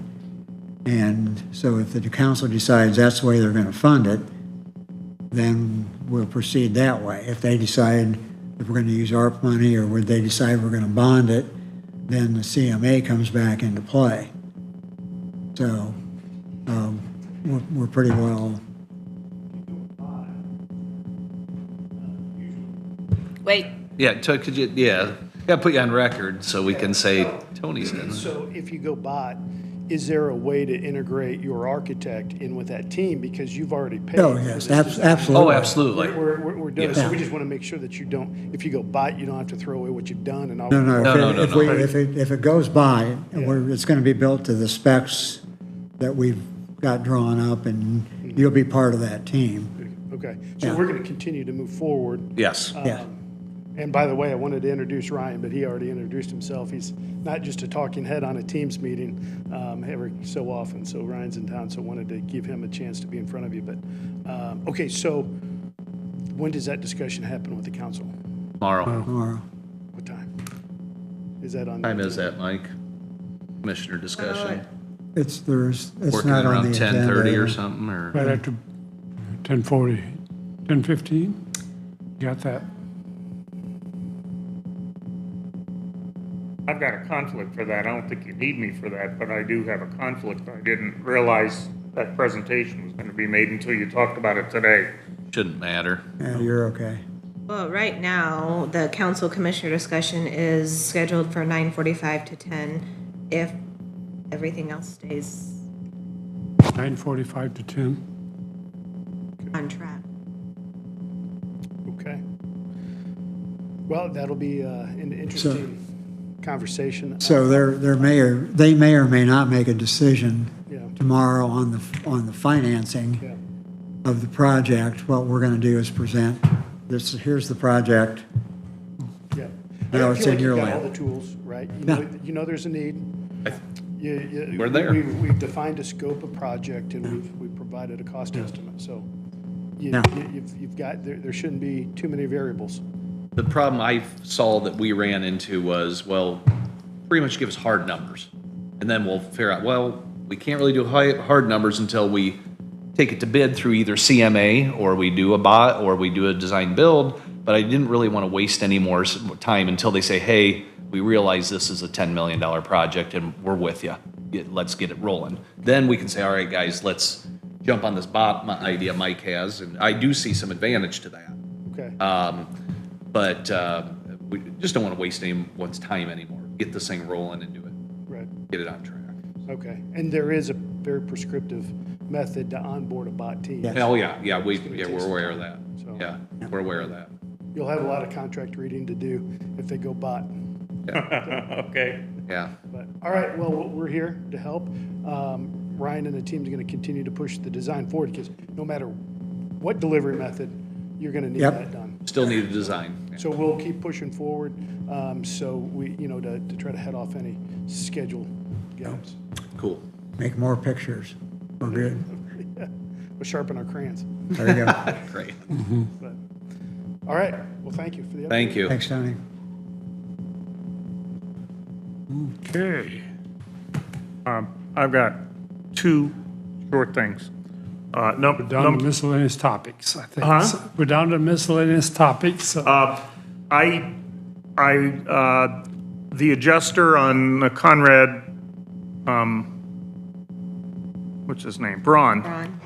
On the Conrad Braun thing, he had looked for a discount. I mean, we're talking about $4,000 to $5,000, not a big deal. And he was talking about trying to finagle a discount. I sent his letter to Ben and asked him to review it. I got Ben's response back toward the end of sometime last week. And I wrote back saying, no, all those are expenses we're going to incur to get it fixed. I wrote back to the adjuster, and then I got a call late Friday. They're processing a check. What's this for, Jim? This is on 11A, the guy knocked into a light pole that belonged to us. Yeah. Okay, gotcha. So I'm they're sorry. going to pay that entire invoice. I see. He was trying to misinterpret maybe trying or whatever did, but the quote that was sent, thought it was unjust on how the billing was worded and asked for settle, I don't know, $700 or $800 less. I reviewed it, responded back to Jim why the cost was the way they was, and it sounded like he then Yeah, agreed. they accepted that and are going to pay. The second thing, and I just want your blessing on whatever you want me to do. We had 4 different County Road 56 road improvement appropriations of property that we had to get. 3 of those worked out. One of them I filed a lawsuit on, and I've talked to you about this many weeks ago, as a matter of fact. I've called 3 or 4 times and left messages for Sarah Delbeck. She's Breckville Farms is the one, and she's the resident agent for it. Never got a response. The time for taking, I could get a default judgment against her now. And because she's connected with the county and stuff, I didn't want to do that without you authorizing it. Either do it or hold off a while, or we'll take one last chance of getting a hold of her. Let me send her another text message while you're reporting there. Yeah, and I don't, I hate to do it against somebody that's a good citizen of the community and a good taxpayer, but, maybe she just wants to ignore it, because it's a very small piece of ground. So I don't know, but, All she's got to do is acknowledge. and she hasn't, I have gotten zero response for is 3, maybe 4 phone calls I made over a period of weeks. Because, I mean, she was offered appraised value for the amount of property that we was going to take. And so the forms was sent to them, certified mail, no responses back. And then that's the ones that And went to then- litigation for Jim. And then the summons, I got proof of service of the suit. And it's just a really small portion of a almost 75 acre tract. And let me see if I would have it here as soon as I get there. I don't know, I think sometimes people just don't understand or get confused. I don't know. But she's pretty bright lady. I know she is, I just, And so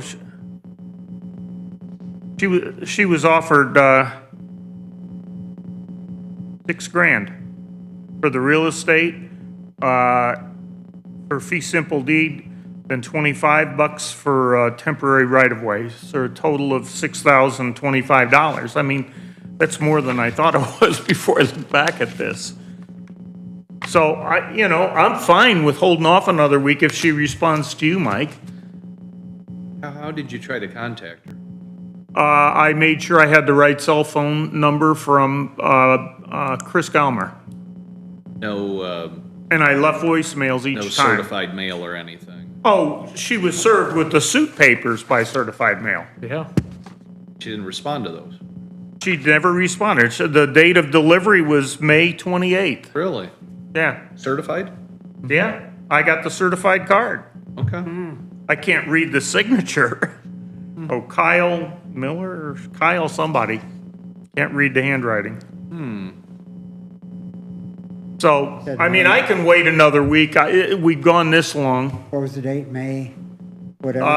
The papers were delivered on May 28th of 2022.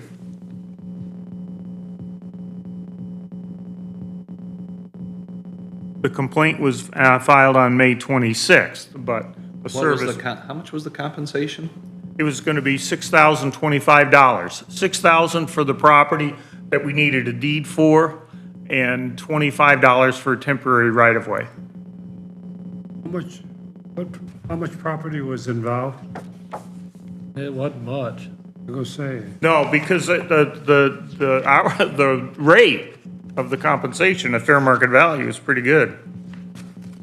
was that just a sliver across the front? Along 56, it's like, I think it's like 15 foot wide, and then however long that property was. Let's say an acre, so that'd be, But I don't think it was an acre. no, probably not. I don't remember. I've looked at so many of those, I don't remember.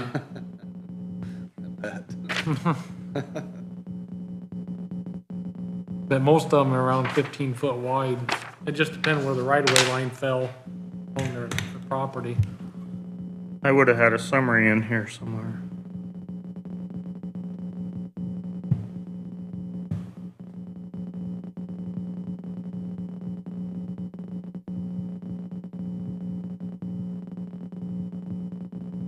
It's real estate that Breckville Farms owns adjacent to the east and north of 1721 County Road 56. Garrett. Does it give a property? Oh, yeah, this is where I'm saying it's a decent offer. It was .726 acres of permanent right-of-way, and that was for $6,000. 0.7, .726. So it's a Well, permanent 3/4 right of an away, acre. or can they still farm that area though, even though it's in right away? It depends on, they may have to put gravel or road surface on it. It might, all of those things are really close to the road. All right. See, that also County goes Road into, what? County Road what? 1721 County Road 56, Garrett. so right now, that corridors meets and bounds. Okay. So we just have a road right of way down through there. So we are actually purchasing the 10-foot right of way we Purchasing it. have, and then an additional to go through with the road widening and then have the I see. right of way that we need. So the property, some of that, what we're buying is unuseful property anyway. You can't do nothing road right of way. I see. I mean, now we don't really hold anybody really accountable to farming some into it, Right. because they do. We don't like it, but they do. Or some of our road right of ways, we have a 50-foot right of way or 75, and they farm into that. And going, I just read a little further down this, consistent with what he said, but that .726 acres includes .363 acres of presently existing right-of-way. Oh, So that And- brings the cost down. that makes sense. Yeah, then Because that, it's- because the 762, the 6,000 wouldn't be all that much. No, but when you But if consider it's half 410, that's then already it's a in, little. that sounds more in line. Yeah, And that goes all, they take that, they have an analysis, look at that, and they do a fair market value for what the farm ground is. That's what that is farm ground. We're not, so like your residence property probably be a little bit higher Right. than what the farm ground is. Right. So, And they would have tried delivering a stack of papers. Here's the stack of papers that our agents for BF&S Realtors who did it. And they supposedly wrote her a letter. They And have, now see, before Jim got involved, BF&S tries to contact them at least twice as well. And then the ones that they don't get no response back, then they send to us, then we can either try contacting, or then it goes to condemnation. Once these went to condemnation, Yeah, and I only got 4 of them, and I thought I'd have more than that, who objected. Everybody else went along with it. And of the 4, 3 ended up settling. If she doesn't text me back today or tomorrow, I'll chase Phil down somewhere and. Okay. Yeah. it's a shame because they're likely to lose a lot more by not working with us. Yeah.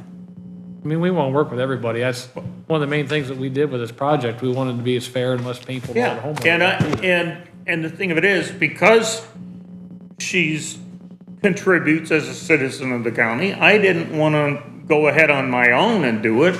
I appreciate And I'm it. glad that you're going to try her again, so appreciate that. Just send her another text. Okay, anything else? That's it. Those were the 2. Took longer than I thought on the second. I believe you're free to go. Okay, thanks. Has anything else? And we can get into budget. I have a couple questions. Are we doing anything with this Thalassa thing that you sent? The what? Economic Development Agreement and Thanks, Ben. Which one is that on? road Let me look. usage. Oh, no, there's nothing we need to do on that. That was just sent by BP Light Source. Yeah. Oh, so we don't need And to we talk got about it. comments from Chris Gallmer, and I haven't had a chance to go through them all. They just arrived, I just got them Thursday. I need to get through this, and I'll get on it for next week. And I think I sent it to all of you. Yeah. I thought so. I just haven't had a chance. Yeah, I to look at it did. yet. And so if you got any questions ahead of next week, Hey. let me know. Oh, yeah, you get Don't it. be I have my own copy here. Mr. and Mr. You don't want to get on her bad side. No, definitely not. I like to know where my stuff is. Okay. I'm good. Ready for budgets. Budget. Here we go. Oh, by the way, I can be here tomorrow if it's going to be at that timeline. I got to be in Fort Wayne at 10:40. I can be here before that also.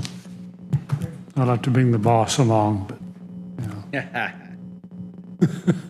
Nothing wrong with that. he'll set us all straight. All right. Budget. What we got, Susan? Well, Line by line?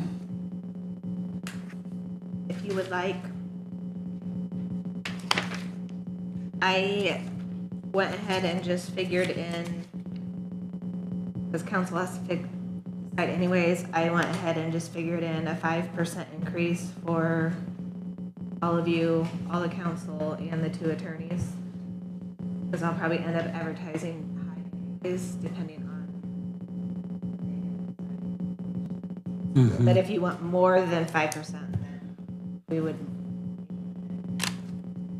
And then the stipend, yours is currently at 100.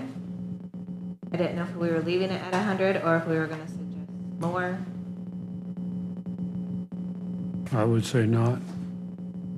Leave it at 100. Then the next 3, perf insurance and social security, that is all lines that I have to do after all of the budgets come in, so we can't Right. touch those. Right. And then the other note I have on the commissioner one, the account 34090, that number, I will update that line when I get the information from DLGF. That will to be able to fill in that, what we're required to provide. So far, I just took the 22 value and added 5% to it, because 5% is what the portion is. Yeah.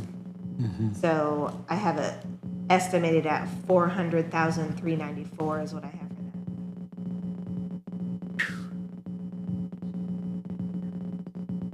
that. And then the webinars with travel and the travel training education, I just cut those in half and put half in yours and half in the council section.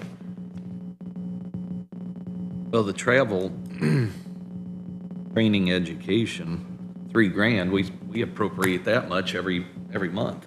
But this is just you. This is just us. This is just. Oh, just for commissioners. This is just, Yeah, because everything went back to the department. Gotcha. yeah, this I'm is sorry. just, right now, it's Gotcha. Commissioners Council together, and I'm just. Gotcha. I'm sorry. Yeah.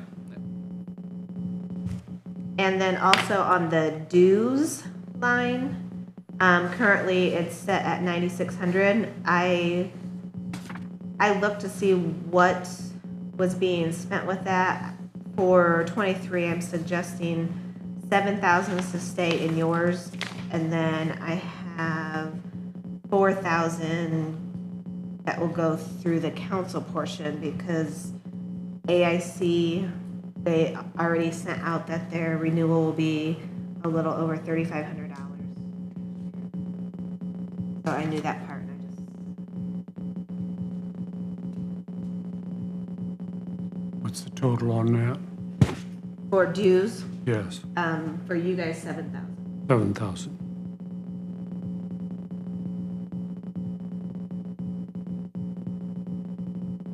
Testing services, I got a question mark. Where are we at on that? What have we spent on that? We have spent nothing this year. 15,000. What would be testing services? Give me an example of that. What would that be? In the past, one thing, while she's looking for others, I can tell you is the landfill. Sometimes we have to do monitoring, and Okay. we usually hear from those people.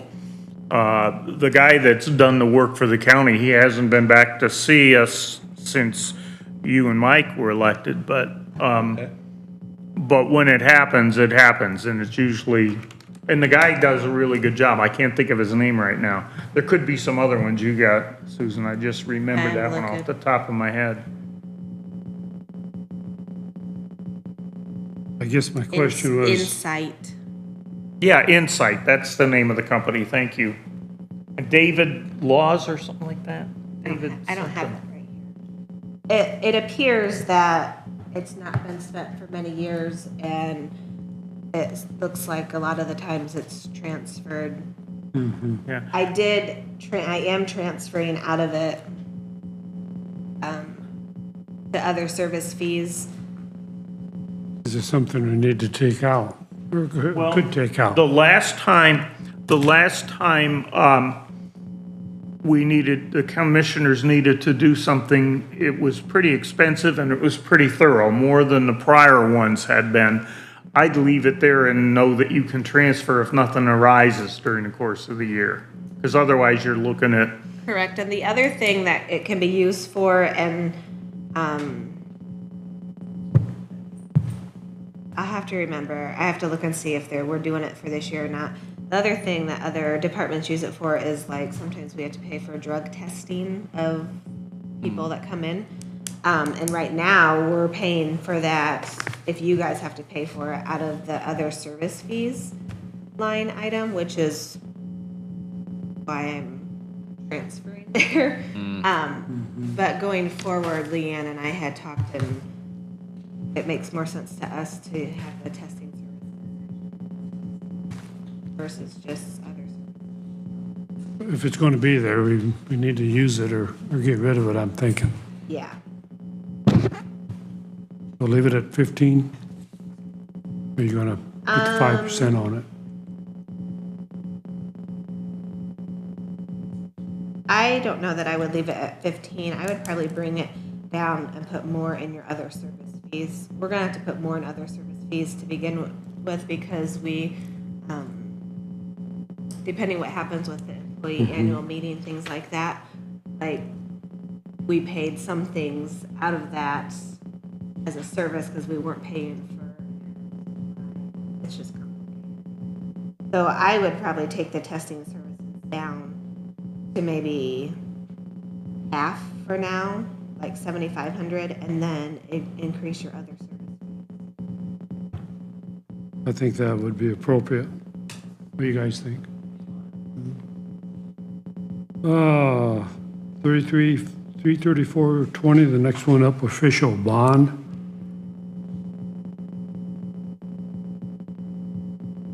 Where's that went? We've spent almost 2,000 out of that. Okay.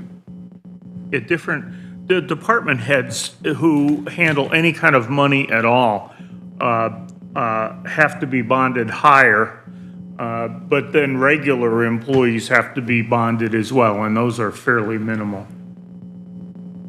Leave that in as is, with 5% as is. I would just leave it as is.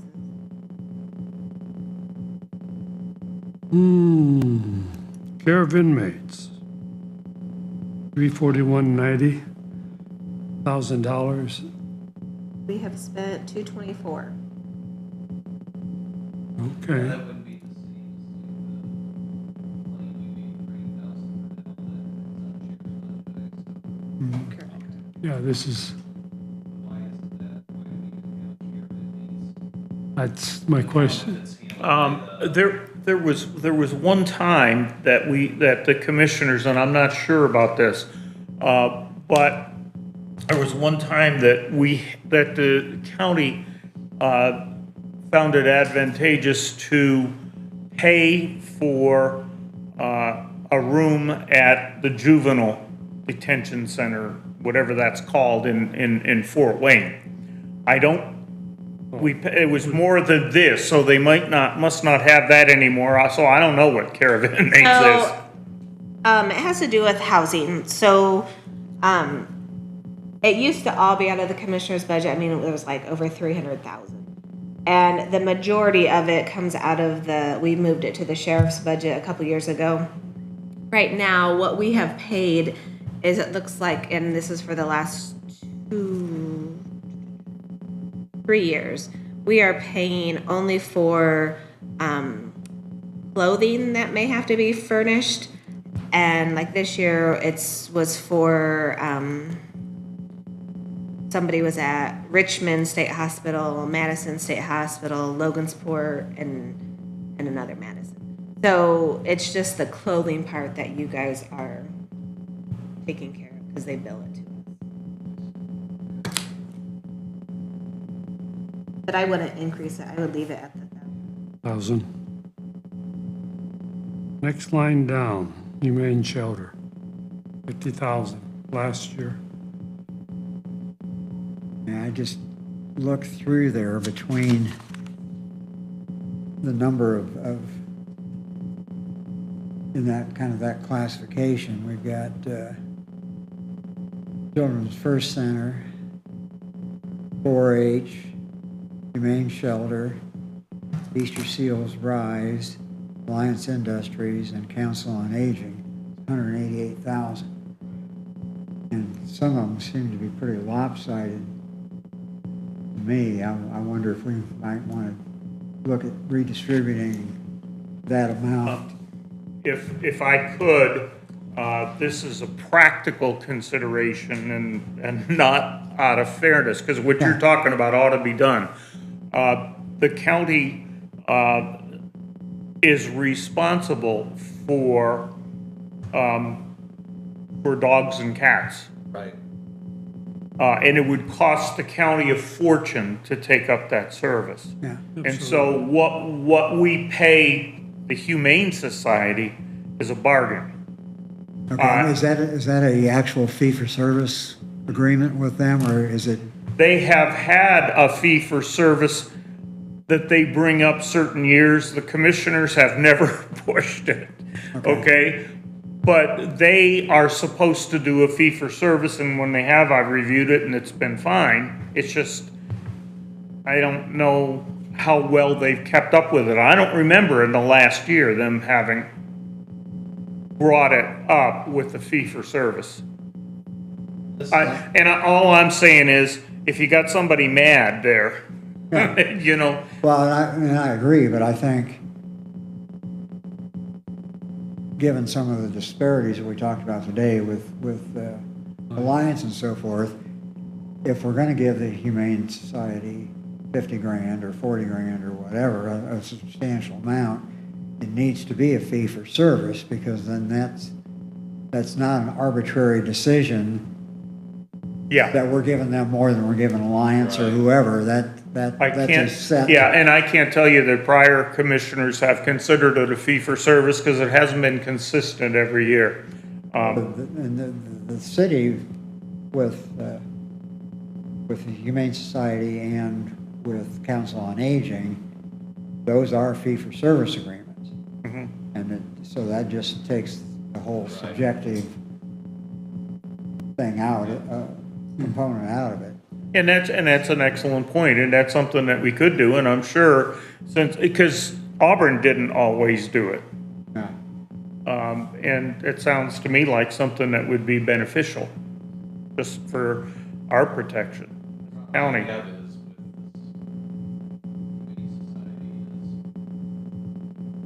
Said we're responsible for cats, dogs, and strays. And again, I hate to tell them how to run their business, but then again, when they keep feral cats alive for a year or two, you won't put them down. And you have 100 cats in there that are never going to find home. I thought, last information I had, they weren't even taking cats of any kind.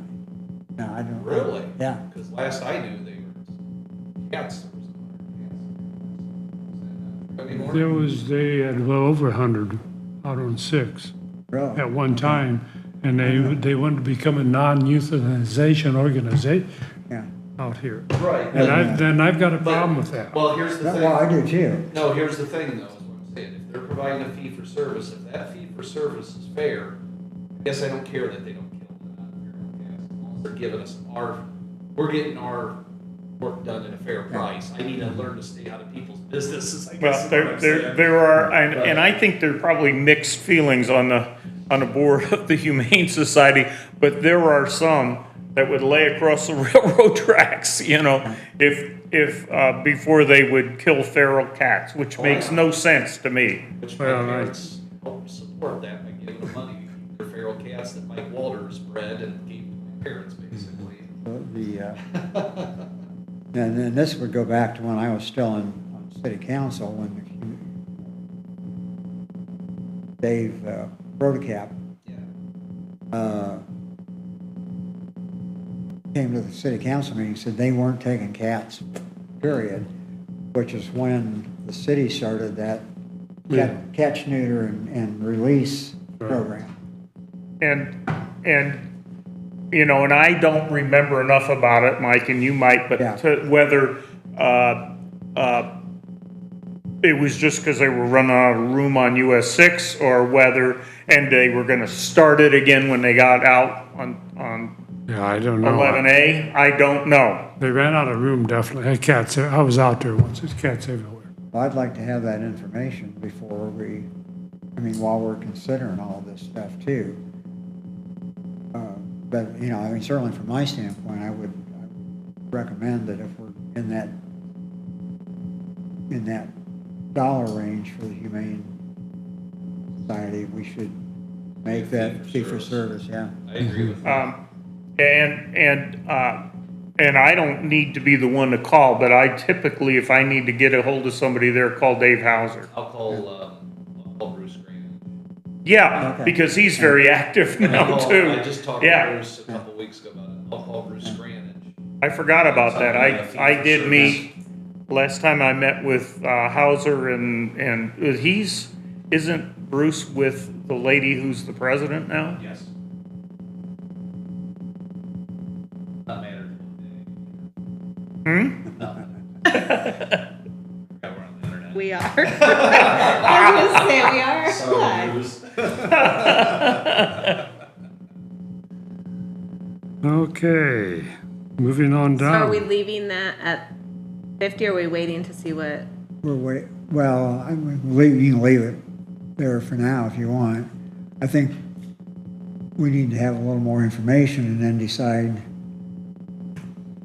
what of that group, you know, how we want to distribute it with that group, and Right. if we change our relationship with the Humane Society to a formal agreement, you know, then we can address that and then take what's left over and Mike makes a good point. The fee for service is a totally different thing. It's different than charity. They're providing a service. We got to do. Kind of like Alliance is more of a charity, I would say. Even though they're providing a service, it's still more of a hey, how does the county do better to better the area, but you know, more philanthropic. Philanthropic, yes. Yeah, There's a yeah, difference. more of a donation It's more of a situation. donation. rather Yeah, than and so we have the same thing with Council on Aging, with Easter Seals, with the 4-H, with Children's First. the Council on Aging.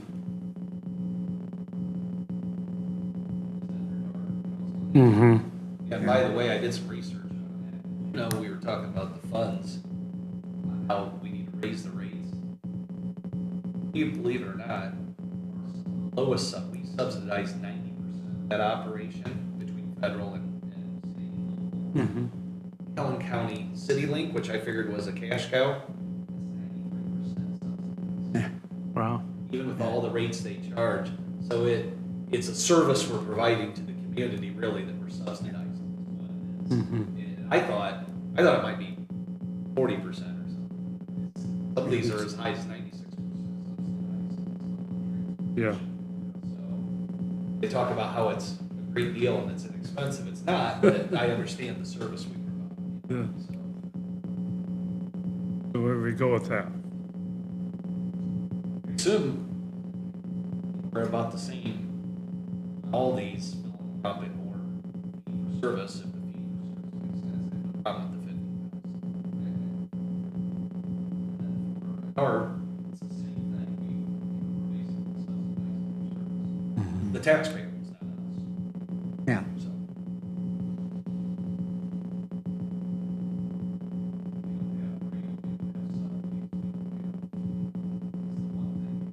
Yeah.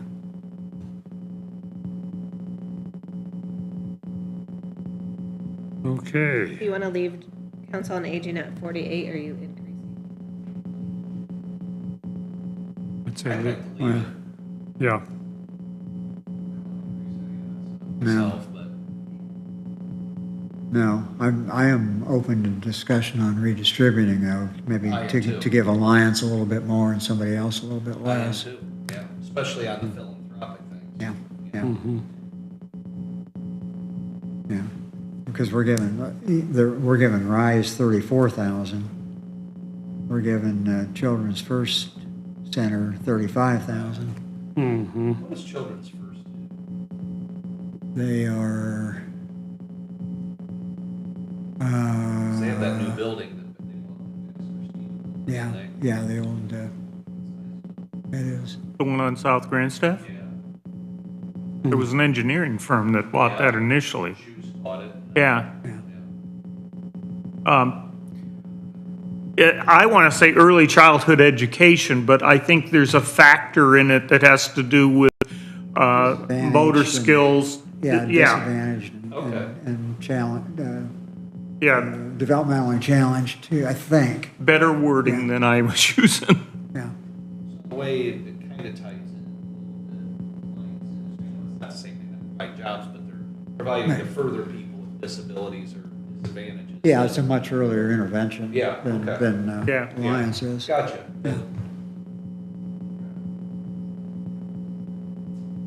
I don't know what they sold that building for, but 400,000. their building they were on, not by the hospital. They bought that building.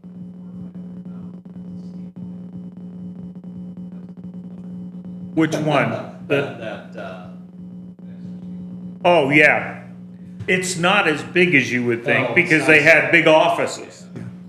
Here nor there, I'm with Mike, I would be.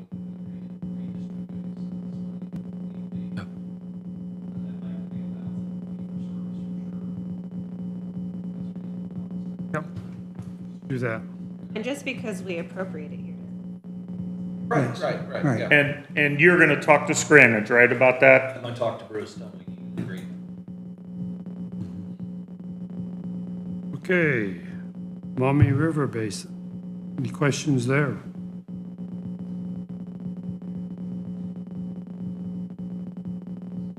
Not number attached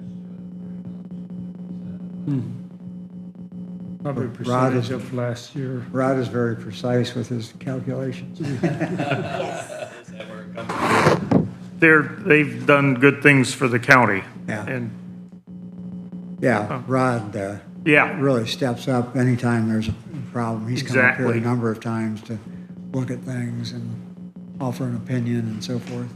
And it does not look like that amount has changed since 2009. So does he report to you guys at drainage? No, Maumee River Basin Commission is a big organization, covers a whole lot of this part of the state. I'm on the board.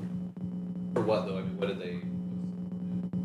It's all about drainage and. It's just drainage, and- okay. Well, and anything to do with waterways.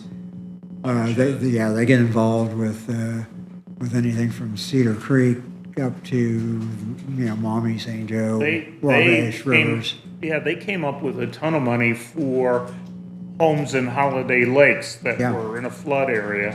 Yeah, Yeah, bought the houses and made it affordable for the county to be able to handle it. yeah. They're all about finding solutions Yeah. and. And as you said, that is Rod, because he cares about the job and he really is into it. And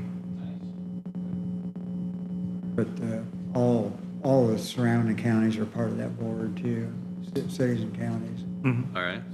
Very worthwhile. Okay, promotions, $1,000. We've spent about 180.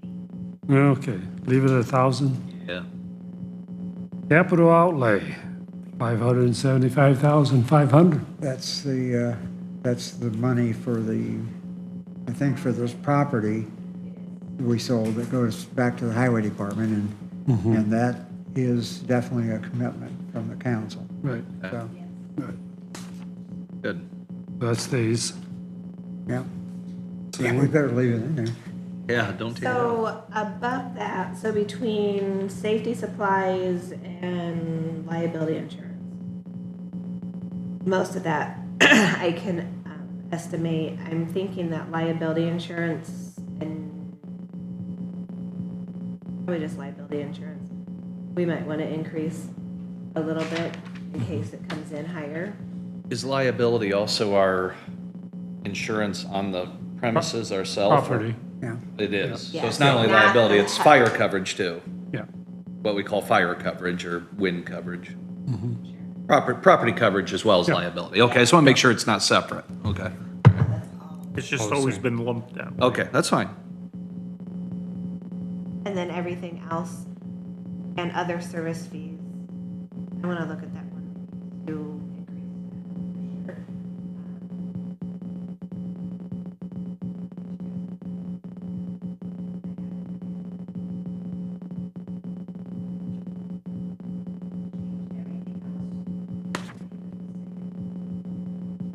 I think so. And I can put On the this first all- page or second page? First page. I can put this all together and then you guys can review it and we can talk about it. So they're due Friday, but I have leeway. So, Oh, I mean, if We're I get dealing with the most top. of this nailed down with you guys, then I can get more, better values, dollar amounts. I think I'm pretty okay with most of this that's on here. Yeah. Especially since I don't know what the day-to-day budget, you would have a bigger Right. handle on what we actually spend out of these. Okay. okay. Right, the second page is the courthouse part of your budget. And I just did 5% increase on the custodian pay and the personal service fees account and check with Larry. That's the A1 janitorial. Mm-hmm. See on that one. Because we pay custodian per se a salary and then we hire A1 janitorial Yeah. contract services, correct? They come Yeah, up and do all the major cleaning Yeah. at night, weekends, whatever. yeah, Yeah. yeah, gotcha. All right, And we don't do any right, okay. So that's a gone. We can remove that from the line item maybe? Yeah, it's Already it's zero. at zero. Yeah, I know. I didn't know if out completely. Okay. Where are we at on electrical today? Almost 46,000. We're probably okay. Okay, so we're gonna. Yeah. Sounds should like a be good okay. estimate. Yeah. No. What about natural gas? Where are we at there? They're at almost 25,000. Ooh, Now, we did have some cold in January, February, and March. So, and this is fiscal year, right? Is the same as a calendar year for the county, fiscal and calendar? The January to 1st? December. Yeah. Or that's what I'm gonna say, till 31st, okay. So, that might be a little light, guys, on the gas. We might wanna step that up 15 grand, make that 50. What do you think? We're Well, at 26 right now. I think we better, We have a big Yeah. winter. Yeah. Now, we are locked in somewhat, but he's kind of been adjusting, and he's gonna talk to us here about buying some additional, I think, how much to buy. yeah, 50's probably. I think we better go to 50. It's, you still would rather have it too high than too Yeah. low. yeah. Yeah. Yeah. Okay with that, then? Yep.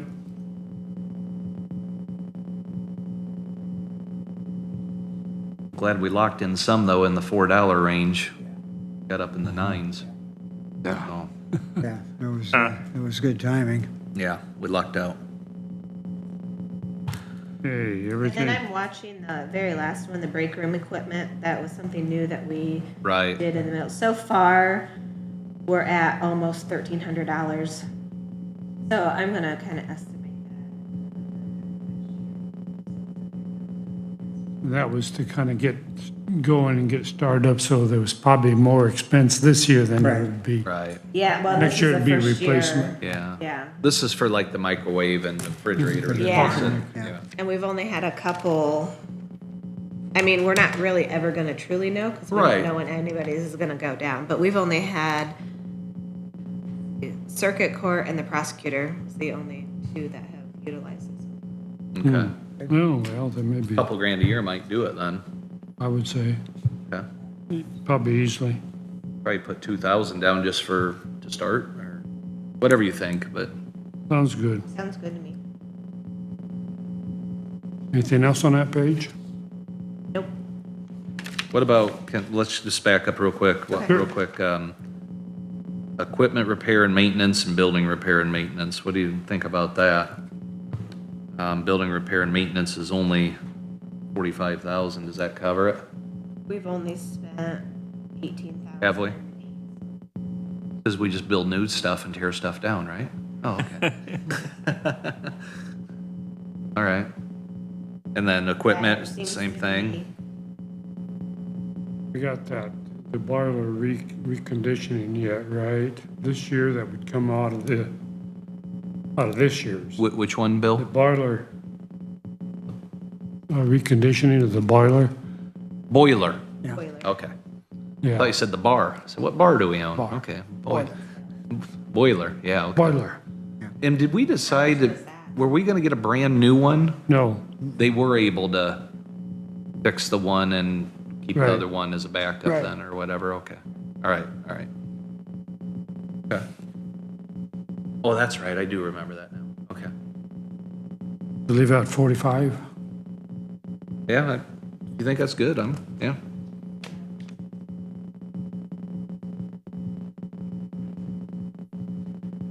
Okay, Skip the next page for a minute. The okay. next two pages. The very last one is your council one that I pulled out.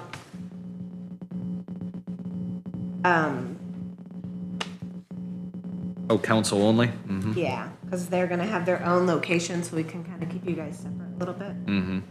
So just to run down, all the council and attorneys, I did 5%. The stipend, is 1,300. Because that 3,900 was both commissioner and council. Okay, The dues, I took to 4,000, and then the webinars, 500, and the travel, 1,500.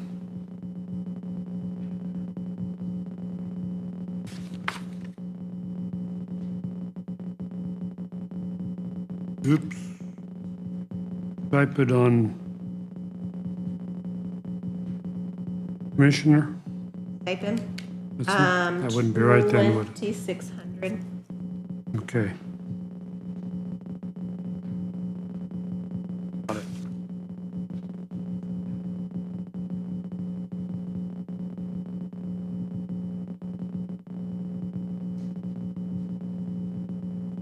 Webinars without travel,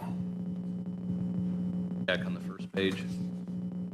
council Oh, only, council only, I'm sorry. 500 spent. Yeah, Oh, I I'm just sorry. split those last two in half between commissioners and council. Oh, you should split it. Okay, The third page is your lighted budget. Mm-hmm. Not all you guys. okay. Unsafe structures. You spent anything out of that?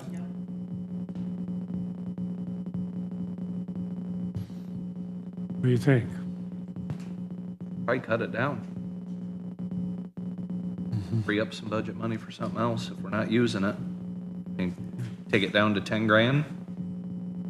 The last time we used it was in 2019 for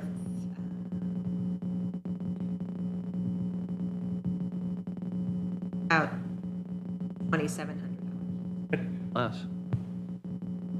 We haven't gone after very many unsafe structures in Bill Walter's last couple of years. And with Chris having, did Chris hire somebody to go out and look at places? Yeah, we got a code enforcement. Jeff Martin? Yeah, code enforcement, Yeah. right. The unsafe structures is basically the inside of the properties. And there's been a budget in there because that pays for inspection fees but we haven't used it in a couple of years, just because we haven't had code enforcement. Take it down to $5,000 even. I go for that. $5,000, Mike? Yeah, we can always, if we run Always into change something, it. we can always transfer Yeah. something back. Yeah. Yeah. Economic Development, King, 9,500, 1,000. 95,000. You're missing a I zero like there. 9,500 better, but got it. You know, I was kind of against that deal when it started. I see some value in what they do, and does seem to produce some harmony between the council too. I think the council sees value in direction for the county, and I generally don't like partnerships between county and free enterprise per se, but I've had some good talks with Anton, and I can tell you he does a terrific job. From things that I've seen on a fairly regular basis, and he's very, very conscientious. He's far better than the last that we've had, the last 2 or 3 that we've had. And he really keeps up on this stuff. He does a good job, and that is a fee for services. well, and that's again, fee for service, I think is important. And if he does bring value to the county that increases property taxes, increases employment where we get taxes there, I guess I do see some value. I will admit, at first, I was like, well, what the hell's this? Why would we pay someone $100,000? If we ever stopped supporting that, you would wonder why after a period of time. Okay. So, I don't want to increase it, though. We did increase it, as a matter of fact. I think, didn't we increase it from 88,000 the year before? Something like that. So I think we need to put a freeze on that. I don't think we need to increase it. Last year, we paid 88, maybe not. 91,000. Okay, so We budgeted 95,000. we budgeted 95? We didn't Looks go- like in 2019, it was like 76,000. Okay, all right. I'd be good with leaving it where it's at. Okay. Courthouse security, Is that okay, Mike? Yeah, Good with that? good. 10,000, I am doing a transfer into that, right. For the outside cameras, right, which isn't always. we're probably pretty good on that for a while. Probably so. Yeah, because that was 11,820 all by itself. Mm-hmm, So you're leaving that at 10? I think so. yeah. Okay.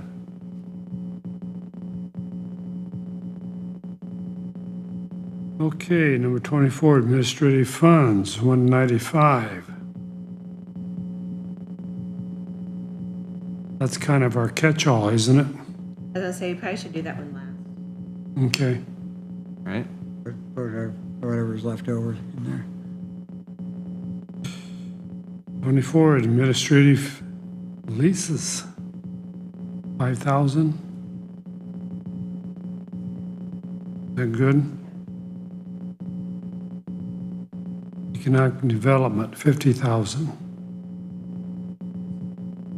Now, what's the difference between that and what we do with Mr. King?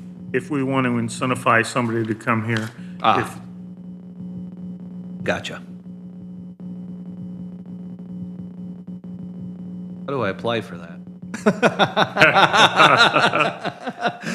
you're already locked in. Well, no, I can bring someone else. Maybe you could apply to leave. There we are.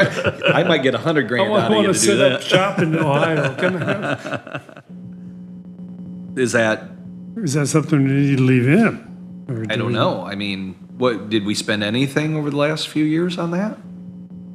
I'd like to free up some money if we're definitely not. Do something with Dollar General. It's not, what's it called, the distribution center there? Family Dollar. Yes. I thought we contributed something to that some years, several years ago now, obviously. But it was just like it's like having your own little slush fund in case it made the difference in tipping the scales to get somebody to move a business here. So it doesn't look like we've used it since 2019. In 2019 and 2020, 95,000 was budgeted, not used. In 21, 50,000 was budgeted, and then there was a transfer into the administrative funds. At the beginning of this year, we brought over almost 118,000 for the Fred Gross Cup drain, junior drain project, interlocal agreement between the commissioners, Auburn Water Works, but I haven't seen or heard anything else. It says the entire project will cost the 117,846. City of Auburn will reimburse the county a little over $45,000. So we put the full amount in, and then I encumbered that into this year, but I don't know that anything's. No, that's just going out for bid, Okay. so. So we So I might have will to- need it. Yeah, so,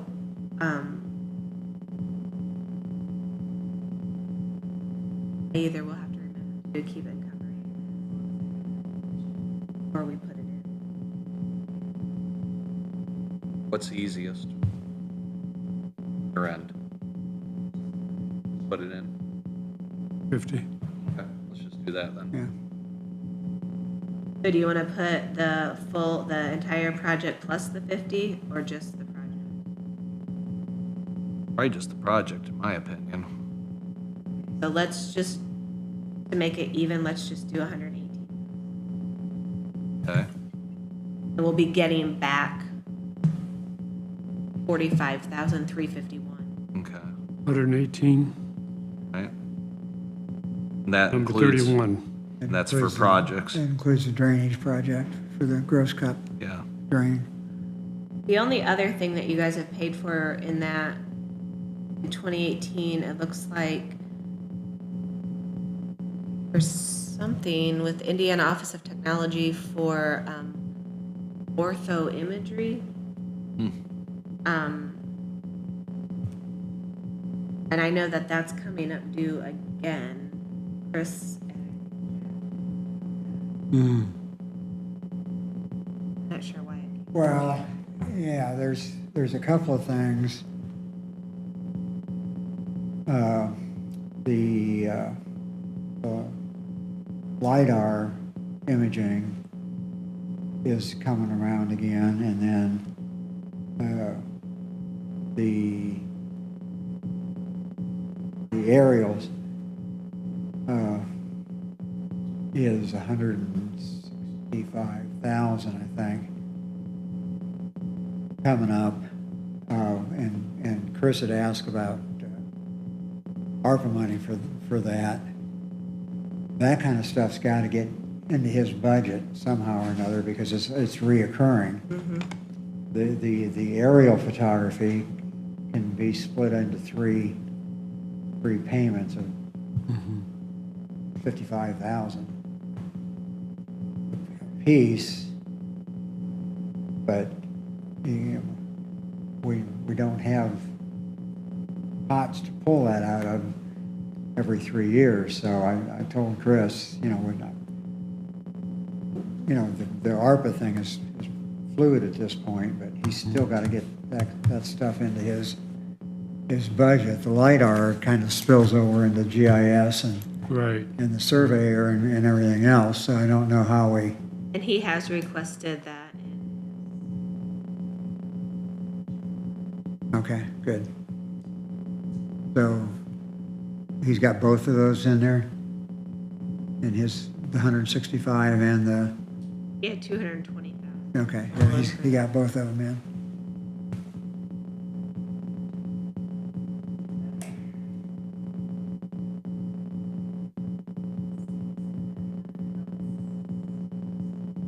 That ADA compliance, was that? ADA compliance, 38, 100,000. How much have we, do we We spent anything out of that? We have spent, This year? I think that's one that you don't want to cut, because one of the safe harbors under ADA, if you're not compliant on all your buildings, is to show that you don't have the cash flow, but you've been building cash flow. Yeah. You know, and you can always transfer stuff toward the end of the year if you need to, but that's one that I feel you need that safe harbor when the feds, especially the current feds we have. To show intent, right? Yeah. Showing Yeah, that we're, show good faith that we're trying to build the fee that is sitting there. okay, let's just leave that then. We can always move things around if necessary. Okay. And number 44, economic Yeah, that's development, the- Sampson. That's the regional partnership. You can take Sampson off of there. He's been Yeah. fired long ago. Yeah, Thank goodness. Yeah. Yeah, that was, that's regional.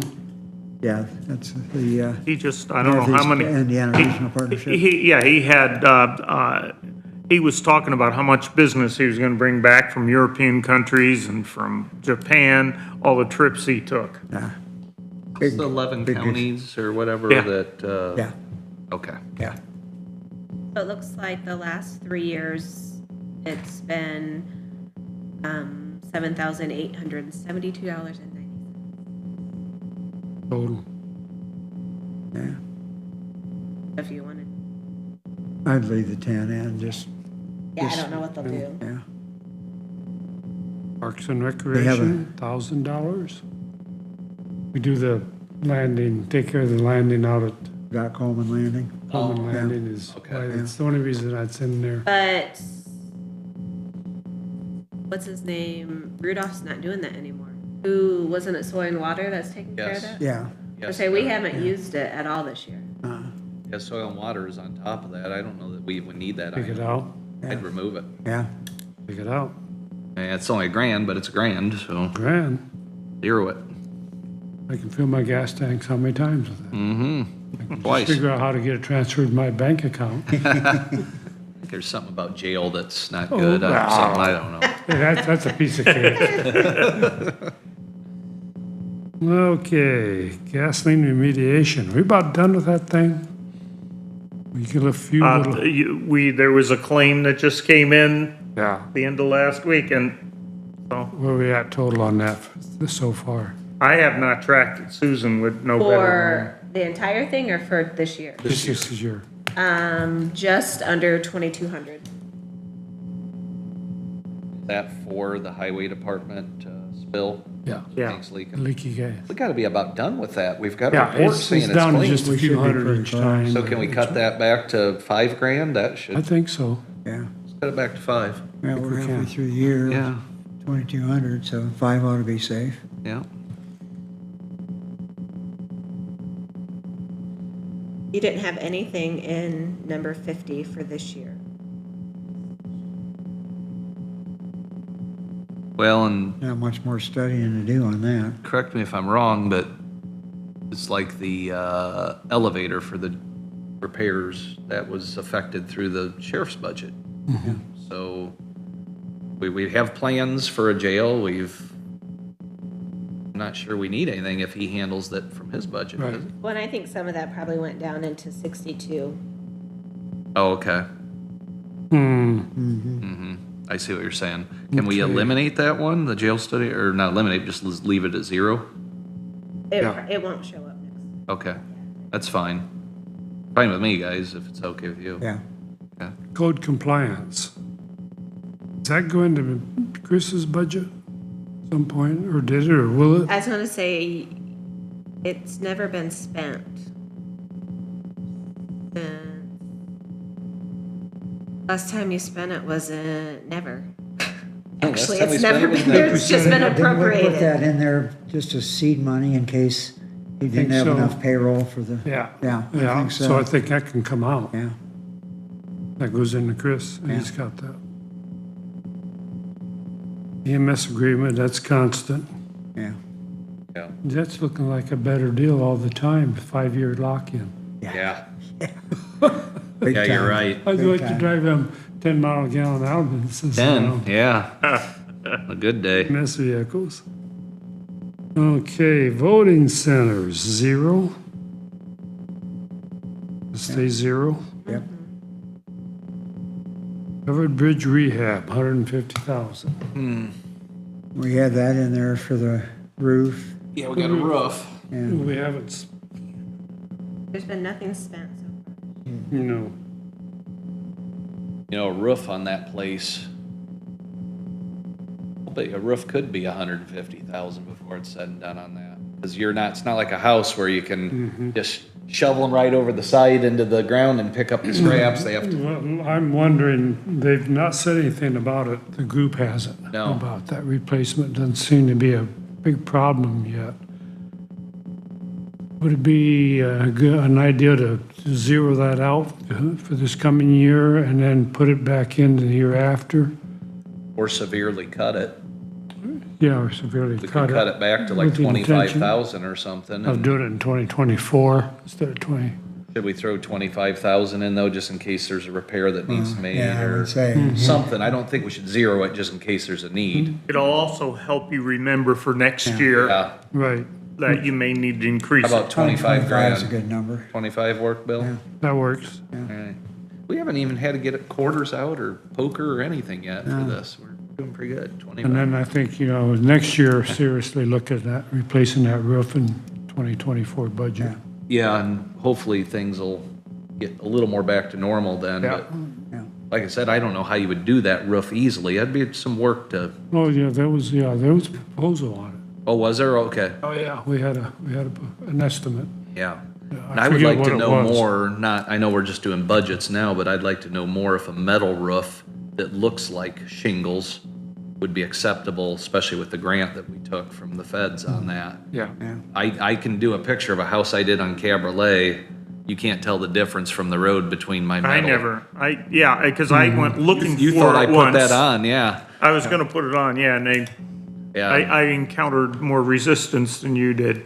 Yeah. But you couldn't tell? you can't tell the difference. No, I think it'd be, And it's lifetime there. Well, It's the neighborhood. Well, that's because you go into your It's- neighborhood and wreck it. I mean, come on. it's because I have to deal with Peg and he doesn't. All right. County Road 56, Nothing. that's put off again. That is now a 2024 project. Yeah. Ben, they've It cut the got funding, bumped, yeah. which doesn't make any sense. It may go to 25 now, Yeah. yeah.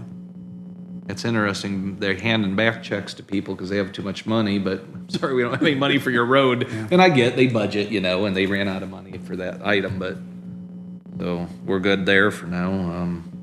Number 62, county buildings improvement and repairs. So far, we've spent about 30,500. Okay, so that's different than the courthouse repairs, all right. Yeah. This, the buildings. How much have we spent? I'm sorry. 30,500. Could we kick that back to 100 grand? Yeah, I think that's safe. probably could. Do that. Wait, okay, where's the boiler thing coming? That would be under courthouse.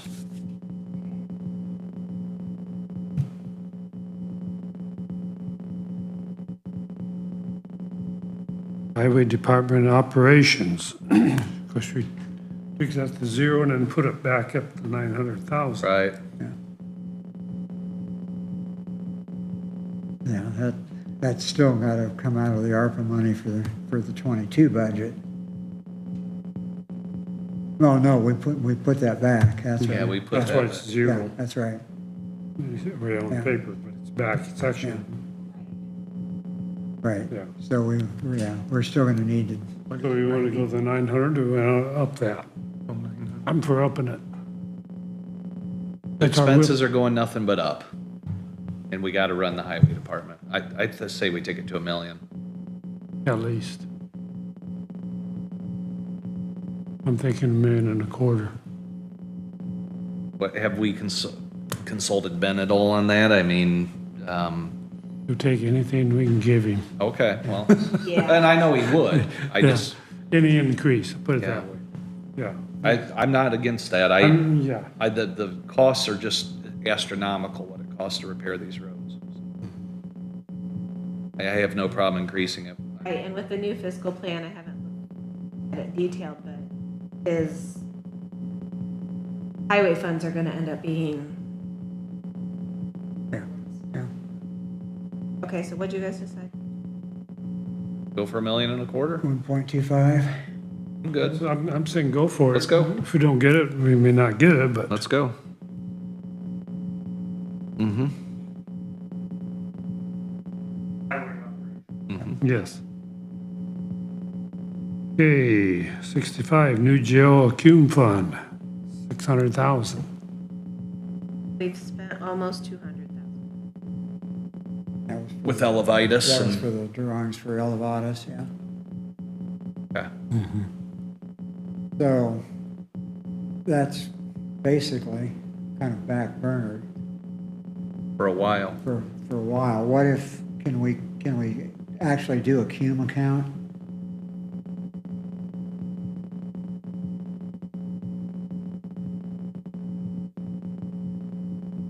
Well, it's what it is, isn't it? It's this No, no, no, no. accumulation fund. No, but that's not a cum account. Oh. This is just a I see what you're saying. a budget line But line item. item, yeah, instead of actually dedicating.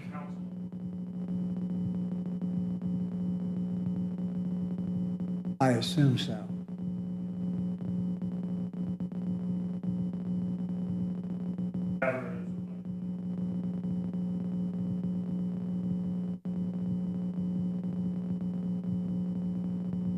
I will have to check into that. Because you're meaning like we have Cume Bridge and Mhm. Yes. Cume Cap.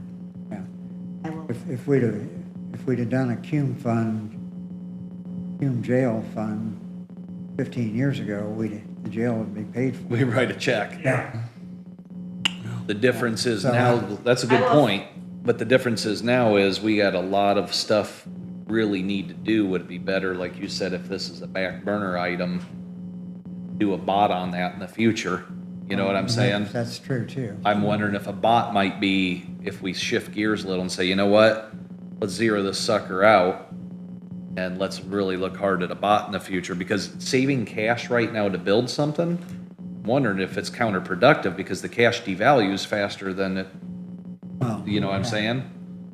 I think we need to Now, put whether the that fires out. continues or not, it's another. Till the Yeah, Republicans, yeah, till the yeah. Republicans all get elected again. Yeah, we'll see if they don't screw it up. So you're thinking, zero it out? I will need to look to see, one, we can do it, and if there's anything special we have to do it, and two,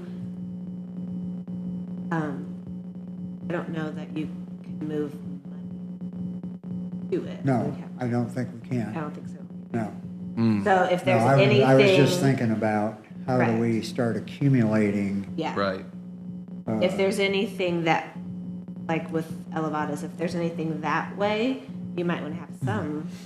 I'd maybe leave 100,000 in there. Oh, yeah. And 100,000 and take What- 5. Oh, go ahead, I'm sorry. Move 5 somewhere else. What do we owe Elevitus yet? Do you know? What we owe them? We entered a contract for We should be paid up. 800 or 900,000, I think, but that was for the whole project. Right. Are we paid up on the design We part? should be paid up on the drawings say, pretty much, or close to it anyway. We should I've be. paid everything I've gotten. Well, I think we can take it down to 100 grand then pretty easily. Pretty easy, 100 grand. Let's do that. That frees up, since we threw so much in the highway, you know? There's another 500,000. Yeah. Yeah. Let's take that down to 100,000. Okay. New highway building funds, 1,555,000. Minus the 900. 500,000.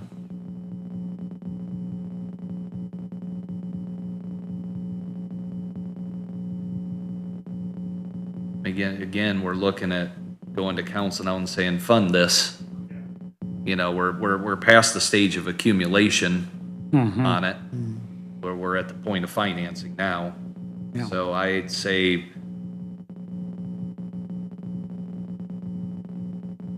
We just go down to zero. I say you go down to zero and we just throw it on the same, fund it. Yeah, take it off of budget Yeah, no item. point. Yeah. That's my thought, but maybe I'm not thinking correctly. Am I thinking wrong there, guys? Or That's what Well, I no, think. you're thinking correctly. You know, Is there gonna be anything that has to be paid for that prior to them being able to get the, whatever they decide to fund? there could be some miscellaneous expense there, and we could also, 600,000 left. since we've already committed that, and we've got that 575,000 coming too. If we've already committed that to the highway department, we could just leave that and use it to, I mean, that would fund, that would cash flow it for 3 years, 4 years. If we wanted to use the money for that. If we use what's left, Put that 575,000 with it. Well, no, that would, 2 years. What's left, since we took the 900,000.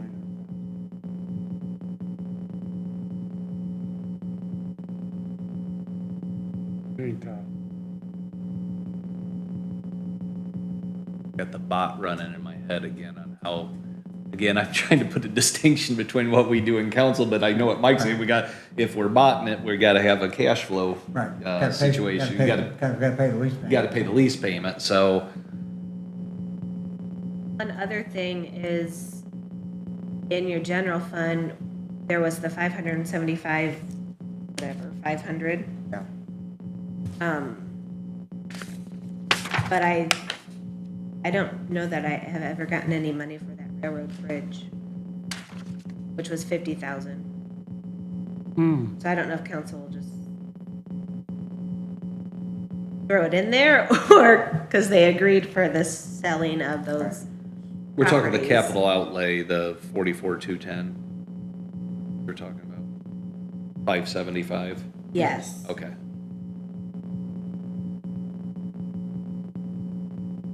That was committed from council because these properties that were being sold. Yes. It had to be put back into county general because Yes. that's how we purchased it. But 50,000 of it I haven't received yet. So technically, if you go dollar for dollar, then there's 525,100 slated for highway. Okay, so that's a roughly 1.2 million. It wouldn't actually be a building fund, it would be, if we go with the bot, it would be to make lease payments. But we're doing yearly budgets, not 3 years. Kick it back to what we anticipate a year would be. That's our intention for this fund. I mean, we're doing a yearly budget, so So let's say 600,000, seems round about, numbers. I I think it's gonna be less than that, but let's say 600,000. 600,000. I think We'll do that's- a year of the lease payments. I would think that'd be about right. Want Okay. to do that? Yeah, Yeah. I'm good with that. Okay. So at least, even if it's not, we at least can transfer Yeah. Sure. if we need it for some other Yeah. places. 600,000. How about we just make one account and call it transfer? I agree. And then we'll just, we keep saying Call it pot. pot. All right. Jail repairs, number 68. Well- 25,000. Again, I guess I'm a little confused there. And Wasn't, we've spent nothing. didn't we have jail? We had jail number 50, jail study and repairs, Yeah. just up above there. Yeah. I'm a little bit, Jail study and repairs, and now we're to jail repairs. repairs. If We, I had to guess, I would have to guess. Again, one it is. Okay. One account just for the study and then a different. But I don't show. No, and I think that's the way it went. And we originally had talked about whether to contribute to the elevator repair or not last Oh, year. yeah. Decided not to, but we left 25,000 in that account for whatever. But nothing. But obviously, we haven't used any of it, so. Right.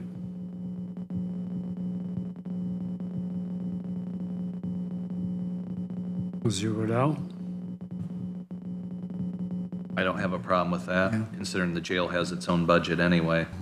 Yeah, I'd say zero it out. Yeah. Okay. Purchase of property, 0. I don't see us Infrastructure planning. improvement, 0.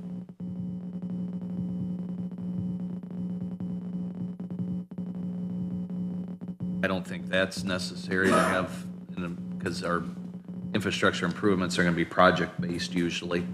In other words, we put a jail in, that's gonna be part of the Or project be cost. under- Yeah. I don't see us putting in subdivisions and then turning it over to developers or anything like that, so. Don't have an electrical system here to maintain like Auburn or, It hasn't been budgeted since 2020.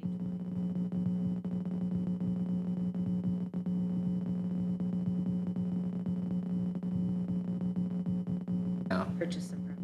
so it's a zero account. Yeah, I'd zero that out. just leave it 0. 61, equipment, 50,000. Are we toward the helicopter yet and the helipad? We have I'm gonna get that helicopter in here. We have That might get spent you a drone. 17,148, and that was on the floor scrubber, Oh, okay. and that was 5650, and then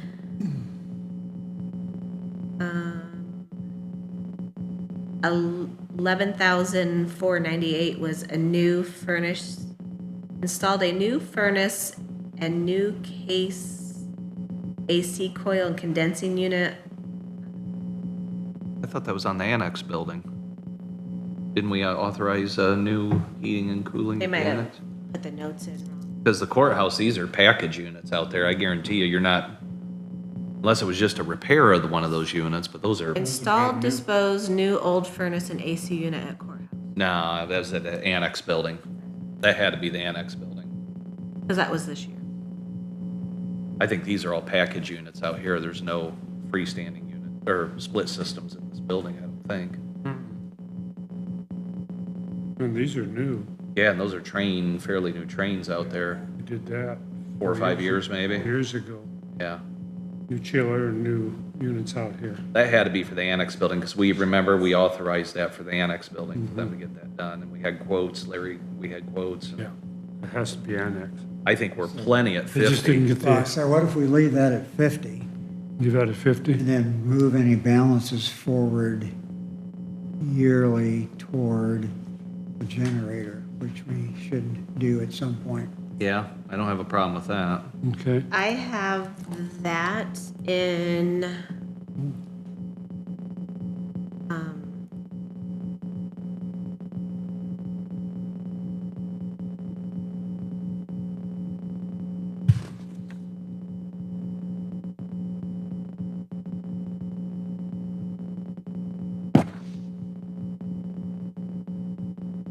okay, so for 2023, as part of the 5-year capital plan, I have the generator at $275,000 and boilers at $200,000.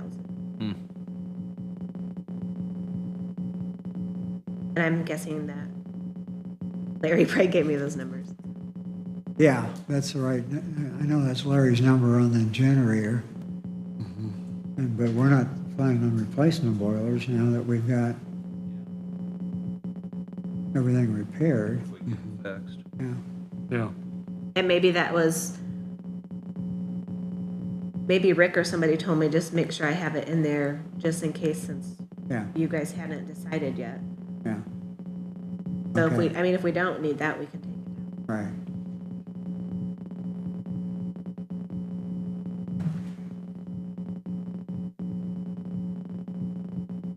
Okay, so you want me to put these in, see what is left for number 24? Okay. That's one we paused on. Right. I'll work on that. Yeah. So we leaving equipment at 50,000 then? Yeah, that's what I. Okay. Okay.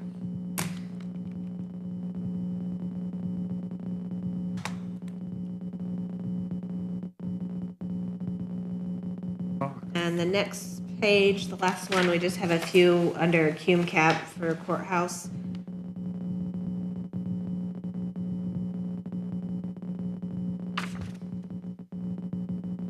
So building repair and maintenance, that was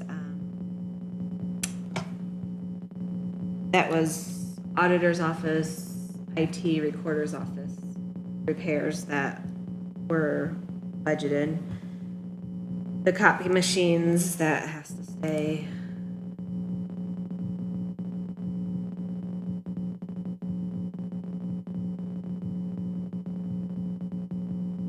Equipment, we haven't.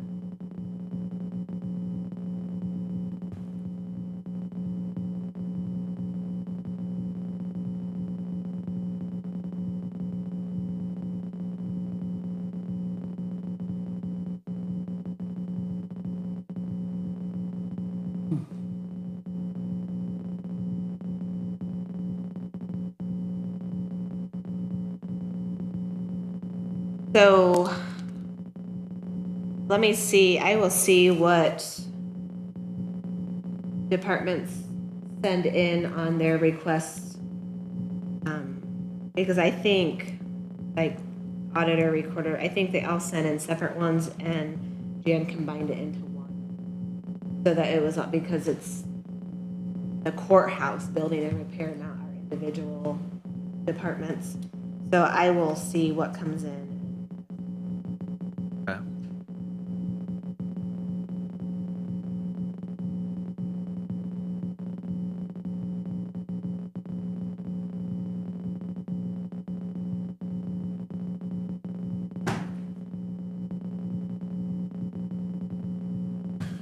Okay, so I will get those updated and sent back out.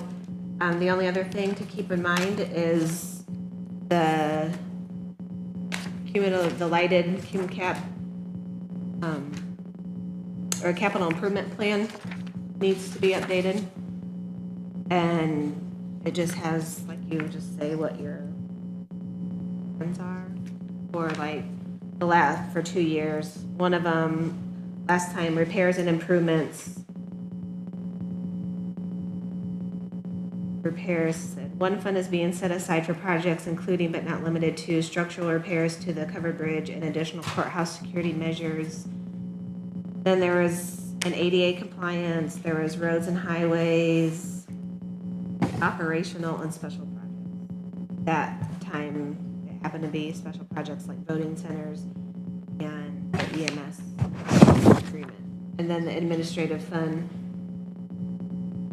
just says a significant sum is left in reserve for unexpected expenses that arise and have no other claims. And then you had listed out the jail study and accumulation fund, the highway study, accumulation fund, sheriff department purchases, and code. So some of those probably need to be changed to the new plan. And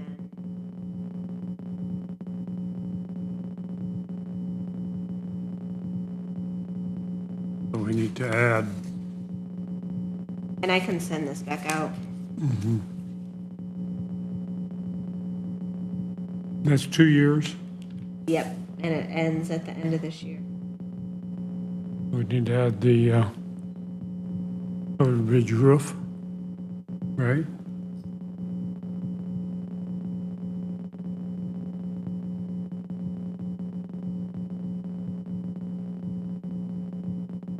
Would that be considered structural repair? Or do you want to actually? Would it matter? Which account are we talking about now? The capital improvement plan. Oh, the capital improvement plan, I'm sorry. Okay.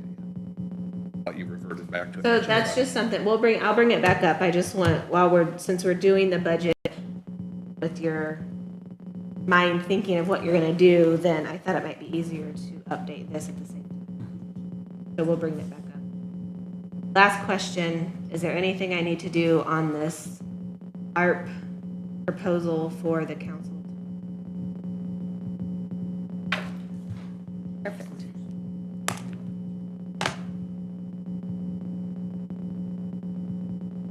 Yes, when I get it all updated.